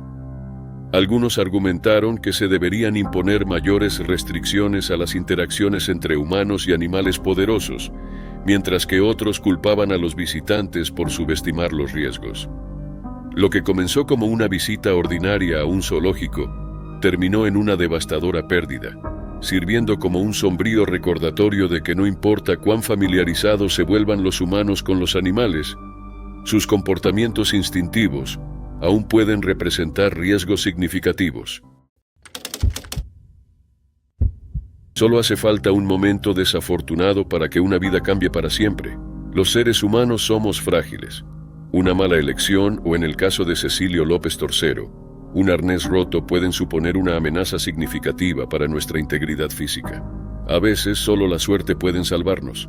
Todo comenzó el 18 de septiembre de 2014, cuando Cecilio López III, de 44 años, hacía lo que más le gustaba: explorar una hermosa cueva, una que prometía muchos secretos. A diferencia de muchos otros entusiastas de las cuevas, el español no era un amateur. Era un experimentado espeleólogo profesional, un verdadero conocedor que había viajado por el mundo en busca de las cuevas más espectaculares. Fue en la región de Chachapoyas, a 400 millas al noreste de Lima, Perú, donde el explorador regresaba una y otra vez. Había comenzado a explorar las cuevas en este remoto rincón de los Andes peruanos en 2003. Como muchos otros, López estaba cautivado por la historia de la región, famosa por sus momias en los acantilados de los Chachapoyas. Más que experimentado, López era quien la gente buscaba para pedir consejos. Había entrenado a espeleólogos en Perú y España, incluyendo al ejército español. El hombre no solo era apasionado, sino también experimentado, pero ni siquiera la experiencia puede evitar que lo peor suceda. En ese jueves en particular, Cecilio López se dispuso a explorar la cueva de Intimachay en Perú. Estaba solo y tan valiente como siempre. Armado con cuerdas y un arnés, López comenzó a descender por un pozo de 1,200 pies de altura. Estaba llegando al final del descenso cuando su suerte cambió. El arnés del espeleólogo se rompió y López estaba solo. Cayó 16 pies de golpe. El dolor explotó detrás de sus ojos tan pronto como tocó el suelo de la cueva. Para empeorar las cosas, el dolor agudo en su espalda le impedía moverse. Mientras yacía allí, López se dio cuenta de que estaba indefenso. Con la humedad de la cueva alcanzando el 100% y temperaturas que podían bajar hasta los 10 grados Celsius, López sabía que sus posibilidades de sobrevivir eran mínimas. Sabía que los esfuerzos de rescate se verían obstaculizados por la disposición de la cueva. El pozo se encontraba al final de un largo río subterráneo, y la cavidad misma tenía tramos estrechos. La gran altitud de los Andes peruanos también representaba un obstáculo, pero la ayuda ya estaba en camino. La noticia de su calvario se extendió por todo el mundo. Más de 40 personas que lo conocían o que habían oído hablar de sus aventuras volaron a la región. Un total de 107 personas trabajaron incansablemente para salvar al espeleólogo. Lo primero que hizo el equipo de rescate al llegar a López fue construir una tienda de campaña con mantas de emergencia. De esta manera, el hombre quedaba protegido del agua que goteaba, lo que podría haberlo enfermado. Un médico logró llegar a López y evaluar sus heridas. El dolor en su espalda y su incapacidad para moverse tenían una explicación sencilla. López tenía 2 vértebras lumbares rotas. De vez en cuando, los paramédicos le administraban sedantes. Mientras trabajaban para liberar a López de la cueva, también se aseguraban de mantenerlo alimentado e hidratado. Toda la operación fue una conmovedora demostración de humanidad, amistad y amor. Pasaron los días mientras el equipo intentaba ensanchar las partes más estrechas del túnel horizontal entre la boca de la cueva y la cima del pozo. Finalmente, el equipo logró asegurar al hombre en una camilla para proteger su columna vertebral. El 30 de septiembre de 2014, Cecilio López III fue sacado completamente del pozo y rescatado.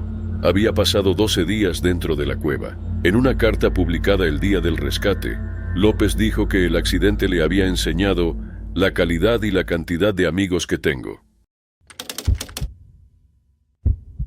Pensó que se había salido con la suya, pero justo cuando Joseph McKinnon terminaba lo que había comenzado, algo más ocurrió.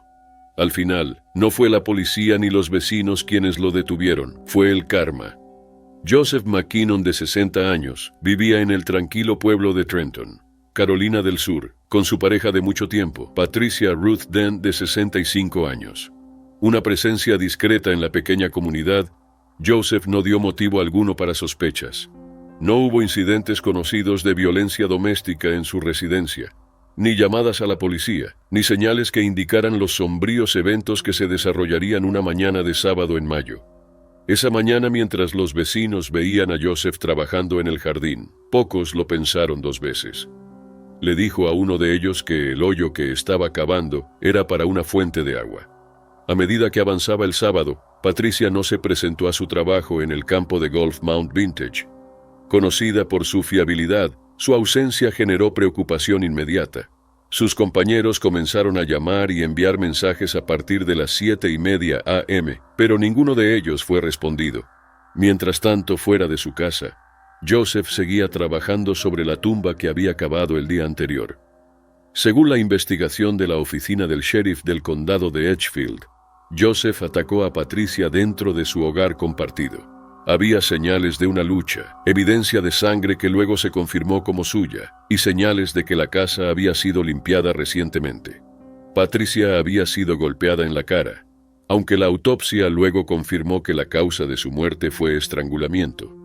Después de matarla, Joseph ató su cuerpo con cinta, lo envolvió en bolsas de basura negras y lo arrastró por la casa hasta su camión, que permanecía estacionado en el jardín. Desde allí condujo el cuerpo hasta el jardín trasero, donde lo esperaba el hoyo poco profundo. Joseph casi terminaba de enterrar a Patricia cuando todo se vino abajo.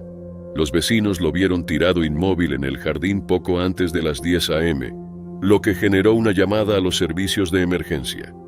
Un vecino intentó hacerle respiración artificial antes de que llegaran los primeros auxilios, pero cuando los oficiales y los equipos médicos llegaron al lugar, Joseph ya estaba muerto. Sin señales inmediatas de trauma, las autoridades sospecharon inicialmente que se trataba de una causa natural, que luego se confirmó como un evento cardíaco. Con Patricia aún desaparecida, los oficiales comenzaron a registrar la propiedad con más detalle. Fue entonces cuando descubrieron las bolsas de basura en la tumba recién llenada. Las bolsas fueron cuidadosamente desenvueltas y se encontró el cuerpo de Patricia dentro, atado y escondido bajo la tierra que Joseph había estado excavando frenéticamente antes de colapsar. El hallazgo provocó una investigación forense completa. El hoyo, el camión, la casa limpia y la línea de tiempo coincidían con los testimonios de los testigos, lo que permitió a la policía reconstruir las últimas horas de la vida de la pareja. Joseph había asesinado a Patricia y luego murió mientras intentaba esconder su cuerpo. Los residentes del pueblo de Trenton expresaron shock, incomodidad y tristeza. Algunos se preocuparon por su seguridad, mientras que otros no podían comprender cómo algo tan brutal podía suceder justo al lado. Entre los devastados estaba la hermana gemela de Patricia, Pamela Briggs, quien describió a su hermana como energética, amable y querida por todos los que la conocían. Según Pamela, una parte de ella se había ido para siempre, llevada en un momento de violencia que nadie había anticipado. Al final, el intento de Joseph McKinnon de encubrir un asesinato no fue detenido por intervención, sino por el fracaso de su propio corazón. Era el 24 de octubre de 1988 en Buenos Aires, Argentina. Lo que comenzó como un incidente aparentemente pequeño se transformó en una secuencia trágica de eventos que dejó a la ciudad en shock. Cachi, un caniche de la familia Montoya, jugaba en su departamento aquel día. Uno de los niños lanzó una pelota de tenis que rebotó en el balcón. Corrió tras ella, pero al llegar a la baranda algo salió mal. La barrera recién reparada cedió y cayó 13 pisos. En ese preciso momento, Marta Espina, de 75 años, caminaba por debajo. No tuvo tiempo de reaccionar cuando Cachi la golpeó en la cabeza. El impacto fue fatal tanto para el perro como para Marta. Una multitud se reunió alrededor de los cuerpos sin vida de Marta y Cachi. Entre ellos estaba Edith Sola, de 46 años, que caminaba cerca. Mientras estaba cerca de la escena, un autobús se acercaba por la avenida Rivadavia. Edith accidentalmente dio un paso de más hacia la calle. El conductor, incapaz de frenar a tiempo, viró, pero no pudo evitar atropellarla. Fue lanzada al pavimento y los testigos, horrorizados, vieron todo ocurrir en segundos. La tragedia no terminó allí. Uno de los testigos, un hombre cuya identidad nunca se reveló, había observado toda la secuencia, desde la caída de Cachi hasta el fallecimiento de Marta y luego el accidente de Edith. La visión abrumadora fue demasiado para él. Mientras permanecía allí, de repente se desplomó sujetándose el pecho. Los transeúntes corrieron a su lado y los paramédicos llegaron en minutos. Pero el hombre no sobrevivió, sufrió un infarto. En menos de unos minutos 4 vidas fueron perdidas, 3 personas y un perro. En un accidente como ningún otro que la ciudad hubiera visto. Los periódicos locales publicaron titulares como 4 vidas perdidas en un accidente, el extraño caso de Cachi el Caniche. La cadena de eventos parecía demasiado irreal para creer. Incluso años después, se referían a ella en películas y redes sociales, convirtiéndose en un ejemplo escalofriante de cuán impredecible puede ser la vida. La historia se convirtió en una leyenda en Buenos Aires, para siempre vinculada al barrio de Caballito. Un simple juego con una pelota de tenis llevó a una pérdida de vidas inimaginable. Los eventos de ese día siguen siendo uno de los accidentes más inquietantes en la historia de la ciudad. Era el 1 de abril de 2023 al norte de Ciudad de México. Al amanecer, globos aerostáticos se elevaron en silencio sobre Teotihuacán, un destino popular entre turistas que desean ver las pirámides desde el cielo. Entre ellos estaba una familia celebrando un cumpleaños. José Nolasco, de 50 años, su esposa Viridiana Becerril, de 39, y su hija Regina Itzani viajaron desde Coajimalpa de Morelos. José y Regina habían planeado una sorpresa, un paseo en globo por las pirámides del Sol y la Luna. La familia sonrió para una foto antes de subir. Poco después de despegar, testigos comenzaron a grabar una escena aterradora. Salía humo de la canasta. Un incendio se desató y se propagó rápido, envolviendo la parte inferior de la góndola. Se oyó a alguien gritar al ver personas caer del globo, y otra voz, que sería la de José, pedir ayuda. Dentro del globo, los pasajeros actuaron rápido. Regina saltó y cayó más de 130 pies. Sobrevivió aunque se fracturó un brazo y sufrió quemaduras. Abrazó a sus padres antes de saltar. No sabía que no sobrevivirían. Una segunda persona también fue vista cayendo, aunque no se sabe quién fue. El piloto, Víctor Guzmán, saltó desde solo 16 pies y sobrevivió con heridas leves. Huyó del lugar. Las autoridades llegaron pronto. El globo se había estrellado cerca de la base de Teotihuacán. En el lugar hallaron restos calcinados y los cuerpos de José y Viridiana. La policía cubrió la escena mientras comenzaba la investigación. Regina fue llevada al hospital. Estaba grave pero estable. Su abuela, Reina Gloria Sarmiento, dijo a la prensa que el paseo era un regalo para su hija. Contó que Regina aún no sabía lo que había pasado con sus padres. El piloto Guzmán fue luego detenido. Admitió haber entrado en pánico y no saber cómo actuar. En vez de ayudar, se salvó él y huyó. Ahora investigan a la empresa del globo, Autocinema Retroviso. La Agencia Federal de Aviación revisa si tenían licencia, seguro y equipo seguro. Primeros reportes indican que un fallo en el sistema de combustible pudo causar el fuego. Imágenes muestran que el globo quizás seguía anclado al comenzar el incendio, lo que genera más dudas. Aún no se confirmó si hubo controles de seguridad previos, ni si el piloto estaba certificado. La empresa no ha emitido declaraciones públicas. Teotihuacán es uno de los sitios históricos más importantes de México, que llegó a tener más de 100,000 habitantes. Volar en globo ahí suele ser una experiencia tranquila. Los incidentes fatales son raros. Entre 2000 y 2016 solo se registraron 21 muertes. Pero una semana antes, otro accidente ocurrió en China. Un globo cayó a un lago, pero todos sobrevivieron. La comparación aumenta la frustración por lo sucedido en México. Regina sigue recuperándose, puede sanar físicamente, pero su dolor emocional será más difícil. Su familia, su hogar y el sentido del cumpleaños de su madre han cambiado para siempre. Lo que empezó como una sorpresa se volvió una pesadilla. Un día de celebración terminó en tragedia, dejando preguntas sin respuesta y a una niña frente a una vida marcada por la pérdida.